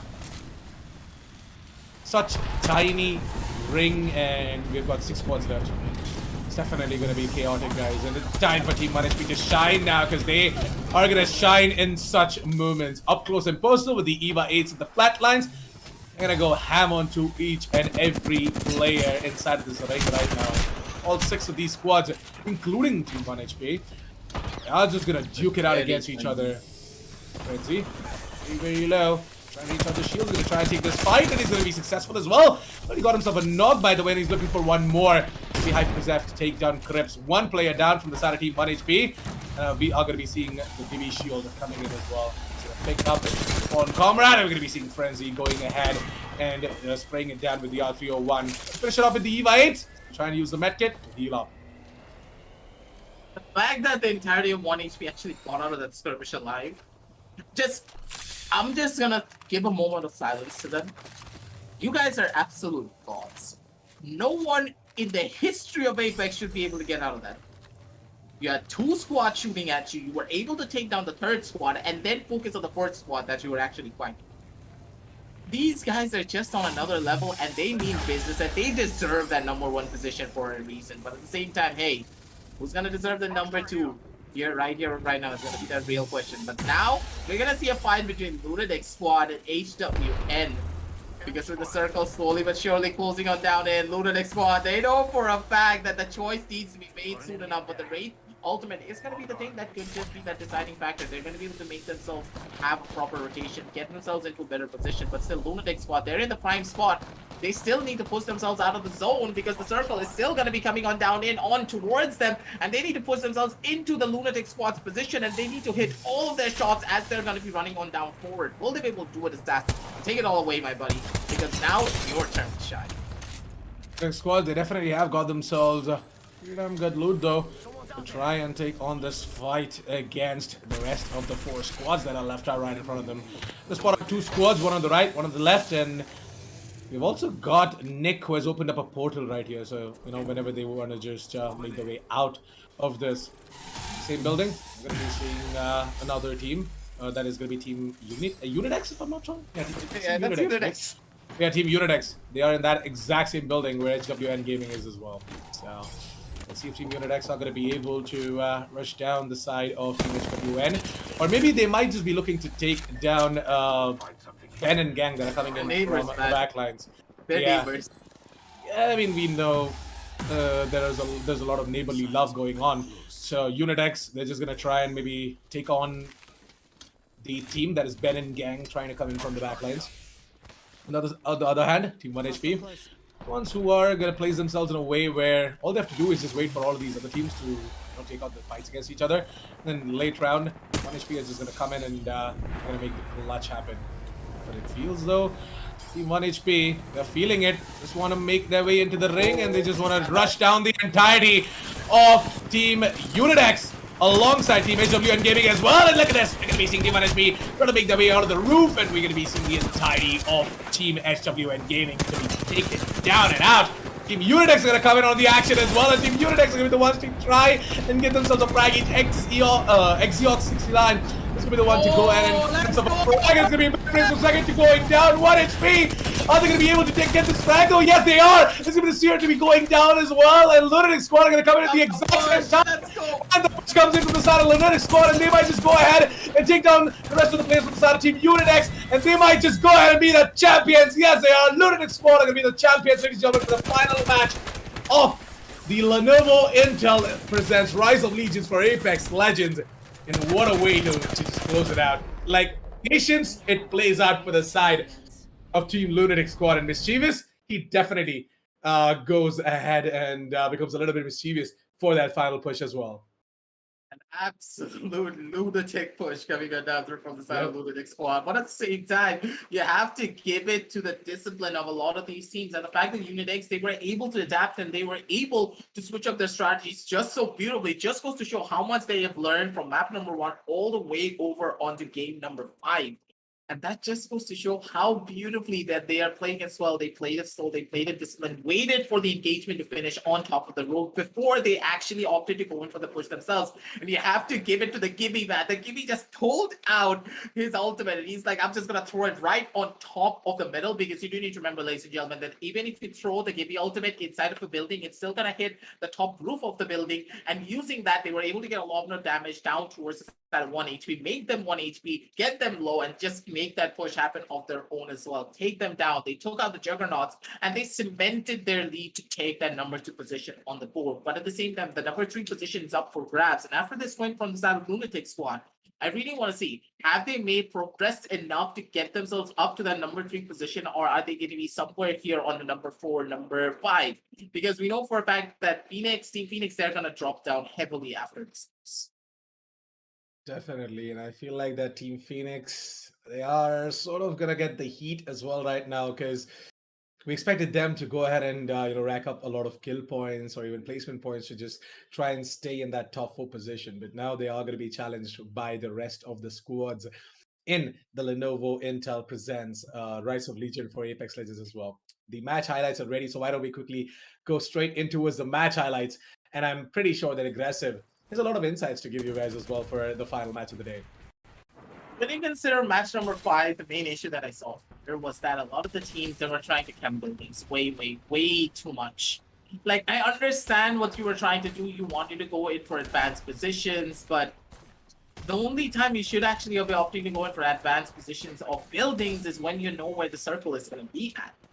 The fact is, a lot of these teams, they just got really scared and they kind of force themselves into a sticky situation. You should never be staying inside of a building when you are this early in the matchup. The more you stay in a building this early, the more of a disadvantage you're going to be in moving on down the line. And that's exactly what happened here. A lot of these teams suffered for that exact same reason, because they're getting forced out of their buildings constantly because of the zones, and as their positions are already revealed and a lot of the opposition team knows where they are, they can take better position themselves, maybe on top of the hill, maybe behind a box, which is a rotation angle to get out of that zone. Like, as you can see, every single kill that happened here is because the zone forced out a player out into the open, and because of this, it just went haywire. And in the same fashion, like, I would have expected a little bit more of a different change on map number 5, because in my eyes, this was a lot more anticlimactic, I would say. Because there were not really a lot of different engagement. The positioning advantage was not really there until it really came down to the last 6 squads, where Unit X, the side of 1 HP, Lunatic, they would just play their cards so beautifully that there were absolutely nothing that their oppositions can do. They played it smart, they played it well, but the other teams, they just fell just a little bit too short when it came down to what they really wanted to see right at the very end. Yeah, team, especially Lunatic squad, right? Hats off to them for playing their cards in such a way where all they had to do was just come in and clean it up as janitors. They let all of these teams just duke it out against each other, and then they just came in and finished it off in style, especially Mischievous. The way he just made use of that jump pad as well, with the shotgun play, Moden got himself that final kill in order to emerge as champions. 1 HP on the other hand, they had to struggle a lot, by the way, this time. This time around, though, had to take fights where possibly they could have got taken down. Possibly they would have been out as well towards the final stages of match 5. But nah, they still fought hard and they survived till the very end. HWN Gaming, on the other hand, they got completely destroyed. Like the push made by 1 HP, right? It was so well timed. And then Unitex came in as well. They were like, guys, I can hear 2 teams fighting against each other. You know what? Let's just go ahead. Let's just use that Gibby ult. Just move in, take that fight as well. And during all of this chaos, we saw Team Lunatic squad who were from a distance enjoying all of this. And then they were like, okay, you know what? Only 1 squad left. Let's go. And it was Mischievous. Just jump right in with the R301 and finish it off in style on towards the rest of the 2 players from the SAT team, Unitex. And then it was just the Lunatic squad to go ahead and, they were crowned the champions for match 5. With that, Lunatic squad, they have put their name as well on the overall standings. Most probably should be in the top 10 because there was a really, really well-played match coming out from the side of Team Lunatic squad. But what are your thoughts on match 5 before we jump straight towards the standings aggressive? Honestly, in my opinion, match number 5 was a really good showing of skill right at the very end.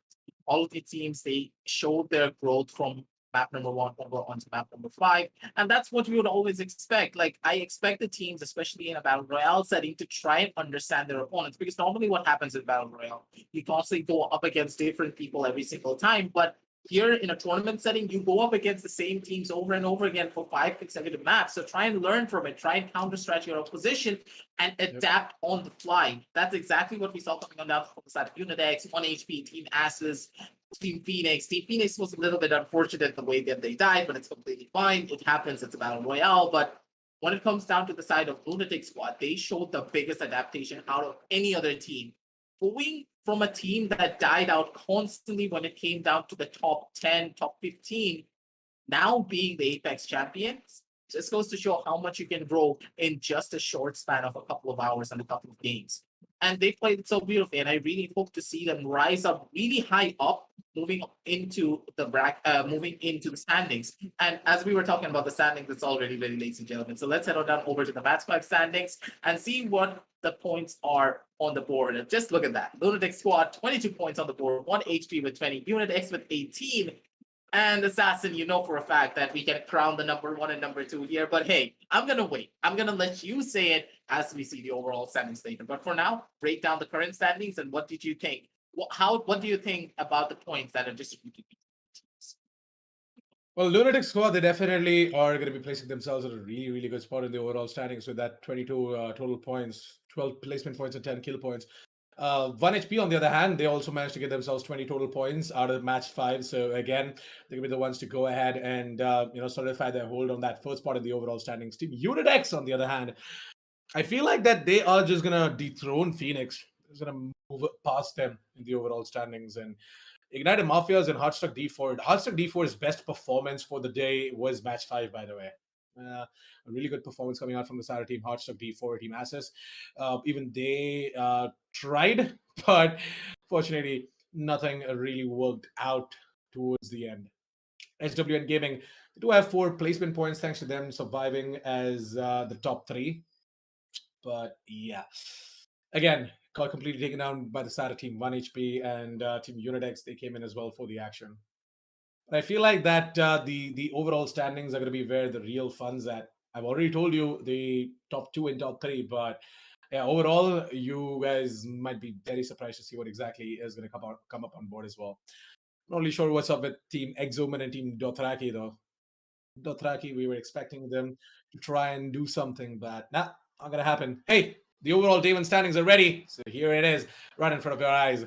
As Team 1 HP are gonna be the ones to go ahead and rack up a total of 104 points. I told you they keep on going in with this particular performance, then they are gonna be able to cross that 100 point limit. They do that. 104 total points for the side of Team 1 HP. Unidex, they're going to be the ones to be at the second spot. As I told you, they're going to be the ones to go ahead and dethrone Phoenix.